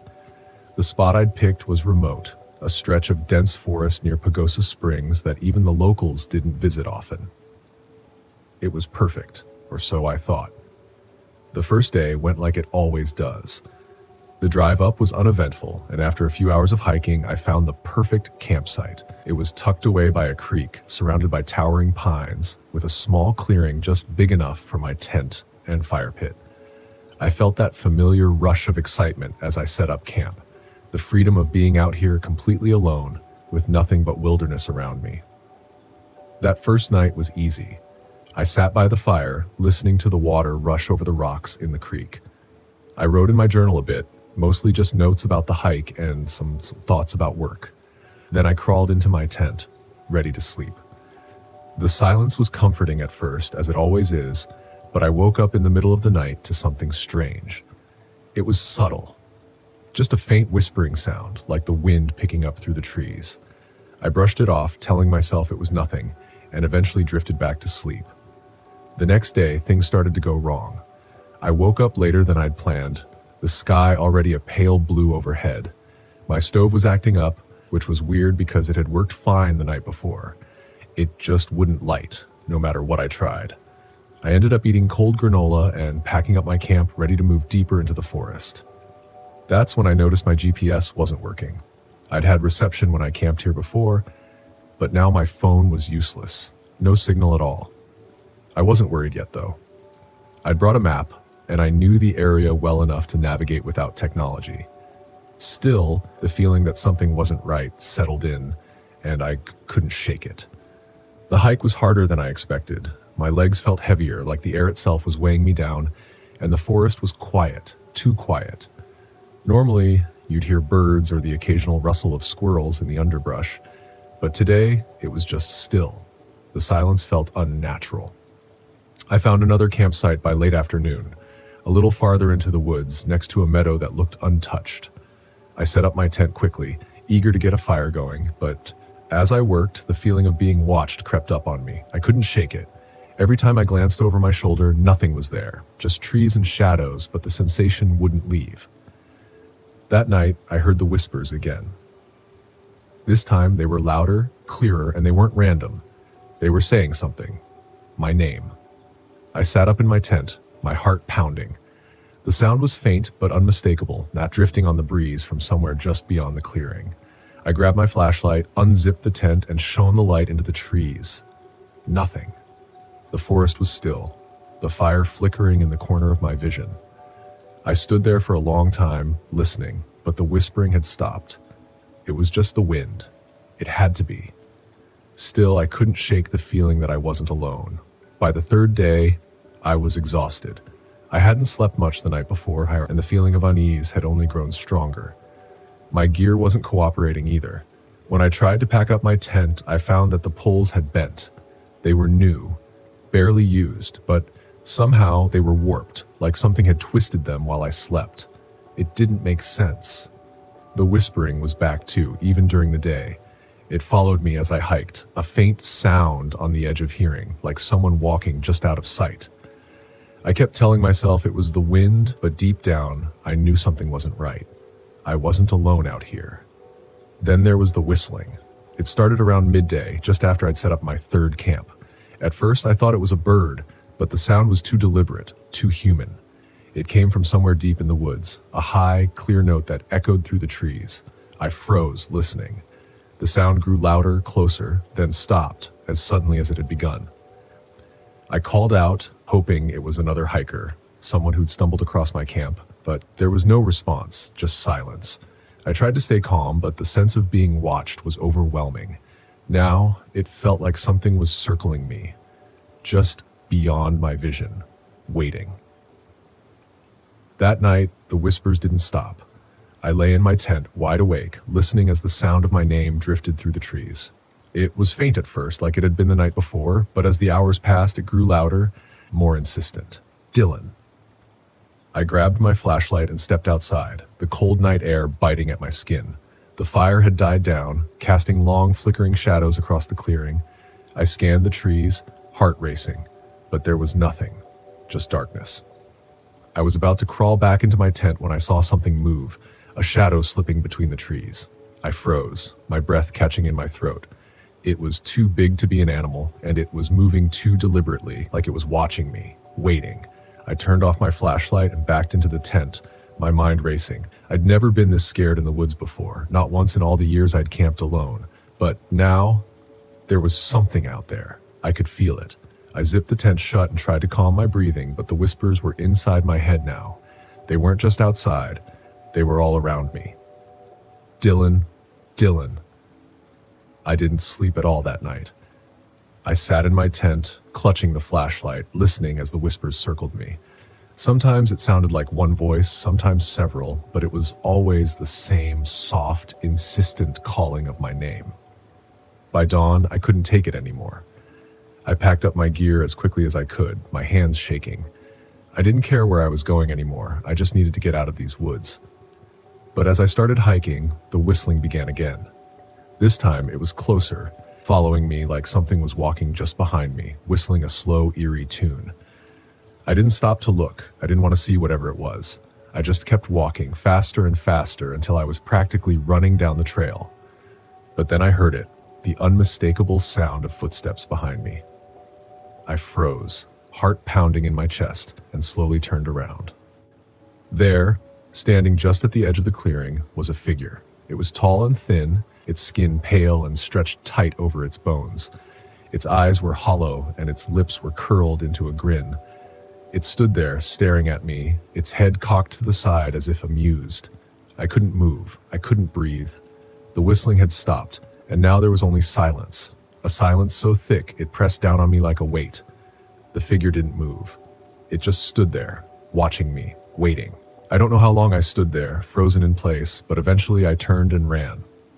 I ran until my legs burned and my lungs felt like they were going to burst. I didn't stop until I reached the trailhead where my car was parked. When I finally looked back, the figure was gone. I never told anyone what happened in the San Juan National Forest. Not really. I tried to explain it to myself a thousand different ways. Exhaustion, anxiety, maybe even altitude sickness. But none of that explains the whispers, or the whistling, or the figure that watched me from the trees. I haven't been camping since.